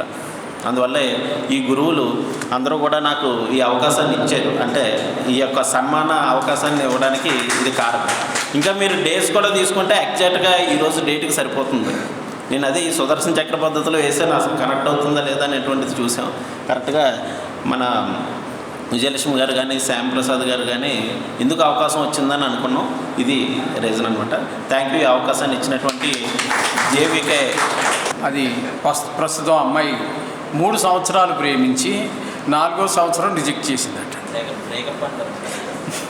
అందుచేత ఆ అబ్బాయి నేను జీవితంలో పెళ్లి చేసుకోనండి అని చెప్పేదో ఆయన కథ, ఆయన ఆత్మకథ అంతా మాకు టైంపాస్ అక్కడి నుంచి మాకు కొత్తపేట నుంచి వచ్చాం కదండి. ఆ 30 గంట మంచిగా టైంపాస్ చేశాడు, ఆత్మకథలో అంతా చెప్పుకున్నాడు. ఇక జీవితంలో పెళ్లి చేసుకోను సార్ నేను అంటాడు. ఎందుకయ్యా అంటే నన్ను మోసం చేసిందండి అంటాడు. తప్పునైనా ఆ అమ్మాయి కాకపోతే దేశంలో చాలామంది ఉన్నారు అమ్మాయిలు, 130 కోట్ల జనాభాలో ఏదో ఒక అమ్మాయి దొరకకపోదు.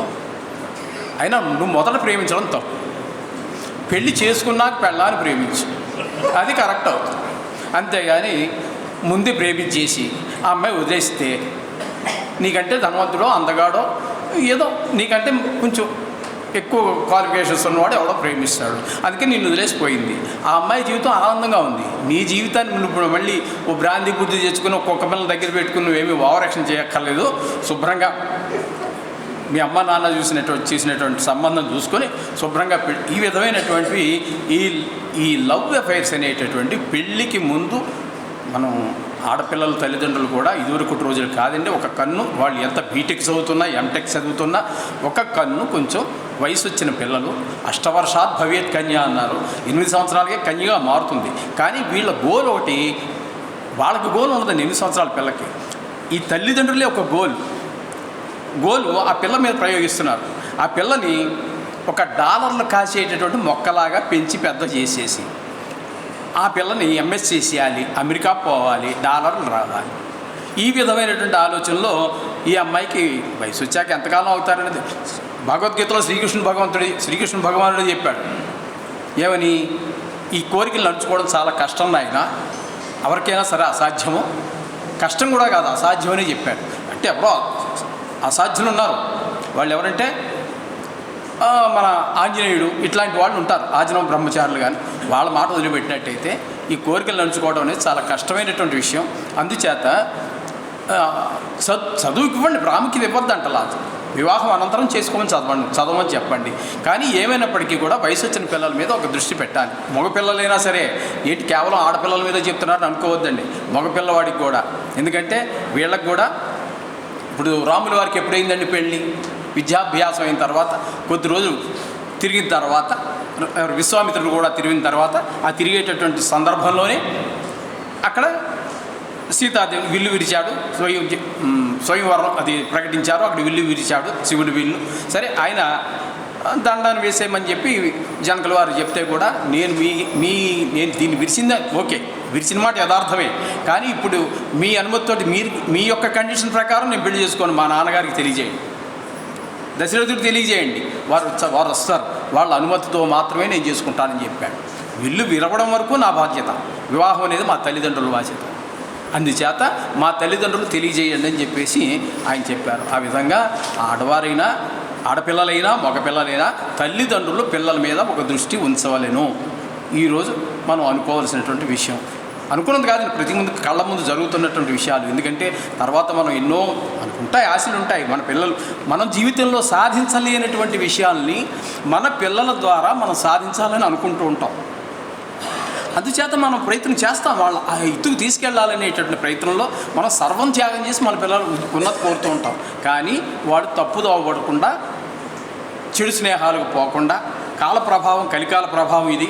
ఎంతైనా మన కళ్ళల్లో కూడా కారం కొట్టేస్తున్నారు. మొట్టమొదట ఈ ఎదిగిన పిల్లలు, ఆడపిల్లలు కానివ్వండి మగపిల్లలు కానివ్వండి, వాళ్ళు మొట్టమొదట వాళ్ళ జీవితంలో మోసం చేసేది ఎవరిని తెలుసా అండి?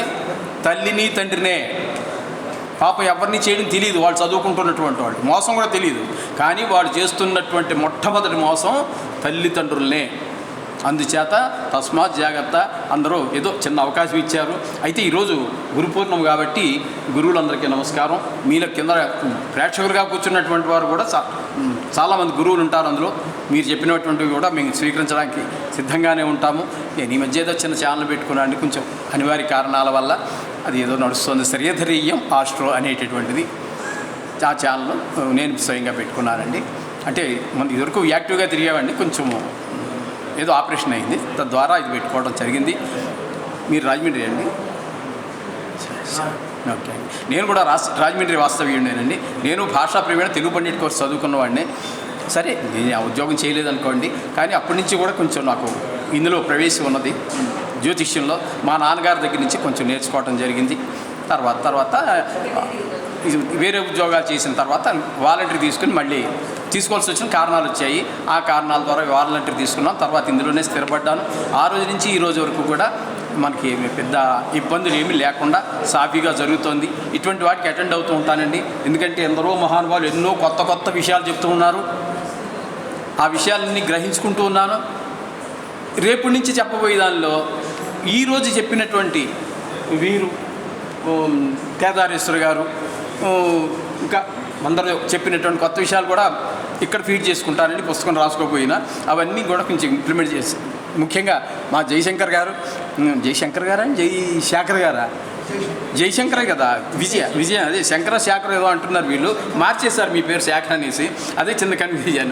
వారు చెప్పినటువంటి వారు మాకు చాలా చిరకాల మిత్రులే, మాకు జ్యోతిష్ విజ్ఞాన కేంద్రంలో. వారు చెప్పిన విషయాలు అన్నీ కూడా గుర్తుపెట్టుకుంటా, ఎవరు చెప్పిన విషయాలను గుర్తుపెట్టుకోవటం, తర్వాత వాటిని ఇంప్లిమెంట్ చేయడం జరుగుతూ ఉంటుంది. అందుచేత మనకి మొట్టమొదటి విషయం ఏంటంటే ఈ గురు పూర్ణిమ అనేటువంటిది, గురువు ఎవరు అనేటువంటిది ఇంతవరకు 2 నిమిషాలు టైం ఇస్తారా మేడం? 2 నిమిషాలు ఉందంటే మాట్లాడేస్తాను. గురువు అంటే మొట్టమొదటి ఎవరికైనా సరే గురువు తల్లే. ఆ తర్వాత మనం ఎవరైనా చెప్పుకో, కృష్ణ వందే జగద్గురు అని కృష్ణుని చెప్పారు. ఆది శంకరాచార్యులు ఆది గురువు అన్నారు. మనకు చదువు చెప్పినటువంటి వాళ్ళు గురువులే అవుతారు. అది అందులో ఎటువంటి సందేహం లేదు. కానీ మొట్టమొదటి గురువు స్నేహితుడు మన ఆడించేది. అడిగితే కానీ అమ్మ పెట్టదు అంటారు. ఆ సామెత కూడా తప్పు. మనకు మాటలు రావు అడగడానికి. అటువంటి సందర్భంలో అన్నిటికీ ఏడిపే. చీమ కుట్టినా ఏడిపే, దోమ కుట్టినా ఏడిపే, ఆకలేసినా ఏడిపే. ఏ ఏడుపు ఏడ్చే ఆ ఏడుపు అర్థం ఏంటో తెలుసుకోగలిగినటువంటిది మాతృమూర్తి ఒకతే. ఆ భగవంతుడు కూడా మనకి సాక్షాత్తు ఆయన వచ్చి మన మలమూత్రాలన్నీ ఎత్తడండి. కన్న తల్లే దైవము, ఆవిడే మొట్టమొదటి గురువు. కాబట్టి ఆ తల్లిని ప్రార్థించుకుంటూ ఆవిడ మొట్టమొదటి గురువుగా స్వీకరించవలసిందిగా, తర్వాత మిగతా గురువులందరూ కూడా అక్కడ కృష్ణ పరమాత్మ గురించి చెప్పిన, శంకరాచార్య వారి గురించి చెప్పిన, పరాశరుల వారి గురించి చెప్పిన. ఎందుకంటే ఇక్కడ ఈ విషయంగా ఈ వేదిక మనం జ్యోతిష్ విజ్ఞాన కేంద్రం జ్యోతిష్యానికి సంబంధించి కాబట్టి పరాశరుల వారిని, తదుపరి మన వరాహమిహిరుల వారు, చాలామంది ఇందాక లిస్టు కూడా చెప్పారు. వారు ఆ లిస్టు ప్రకారం చాలామంది ఉన్నారు. వారు చెప్పినవో మళ్ళీ నేను చెప్పడం అనేది అక్కర్లేని విషయం. కాబట్టి తల్లిని మొట్టమొదటి గురువుగా స్వీకరించవలసిందిగా అందరికీ నా చేతులెత్తి నమస్కరిస్తూ సెలవు తీసుకుంటున్నాను. ఒక విలక్షణమైన ఆలోచన కల ఒక వ్యక్తి. నాడీలో ఆయన చేసిన పరిశోధనలు బహుశా ఎవరు చేసి ఉండరు. నాకు తెలిసి ఆయన పుస్తక రూపంలో వస్తే అది బాగుంటుందని నా ఆలోచన. ఇప్పుడున్నారు ఆయన. ఐకాస లాంటి ఇన్స్టిట్యూట్స్లో చాలా కాలంగా ఆయన క్లాసెస్ తీసుకుంటూనే ఉన్నారు. అది పామిస్ట్రీ అవ్వచ్చు, నాడీ అవ్వచ్చు, చాలా క్లాసెస్ తీసుకుంటూనే ఉన్నారు. సన్మానాలు, సత్కారాలు చాలా జరిగాయి. జ్యోతిష్య విశ్వవిద్యాపీఠం జ్యోతిష్య ఆచార్య అనే బిరుదిచ్చింది. Parashara academy of astro sciences వారు సాముద్రిక గీర్వాణి అనే బిరుదుతో సత్కరించారు. విశ్వజ్యోతి విజ్ఞాన సంస్థ వారు హైదరాబాద్ వారు ఉగాది సత్కారంతో భాగంగా జ్యోతిర్మణి అనే బిరుదుని కేదార్నాథ్ గారికి ఇచ్చారు. ఇలా అనేక చోట్ల సన్మానాలు జరిగాయి ఆయనకి. మేము కూడా జ్యోతిష విజ్ఞాన సంస్థ కూడా ఇది చిరు సత్కారంగా భావించమని కోరుతున్నాము. థ్యాంక్ యూ అండి వచ్చినందుకు కేదార్ గారు. కాకినాడ రాజమండ్రి నుంచి ఇక్కడ దాకా వచ్చి మమ్మల్ని అందరినీ ఆనందింపజేసినందుకు thank you. Welcome sir stage మీద.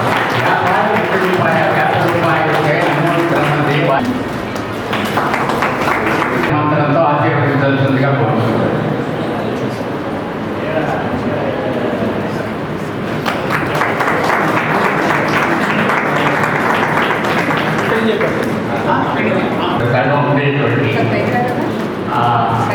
మహాజ్ఞాని మన విజ్ఞాన కేంద్రం ద్వారా, విజ్ఞాన కేంద్రం ద్వారా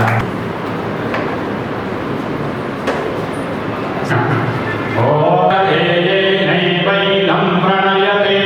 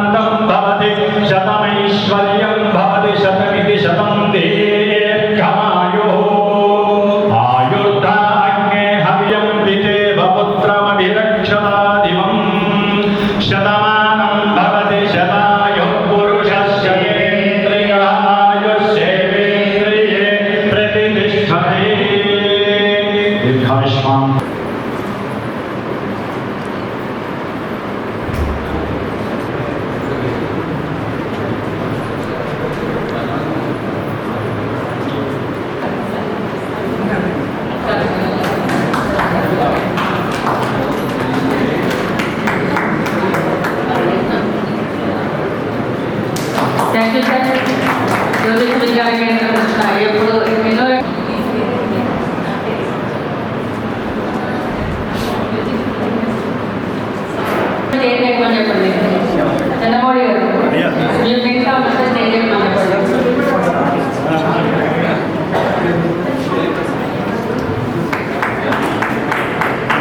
థ్యాంక్ యూ చంద్రమౌళి గారు.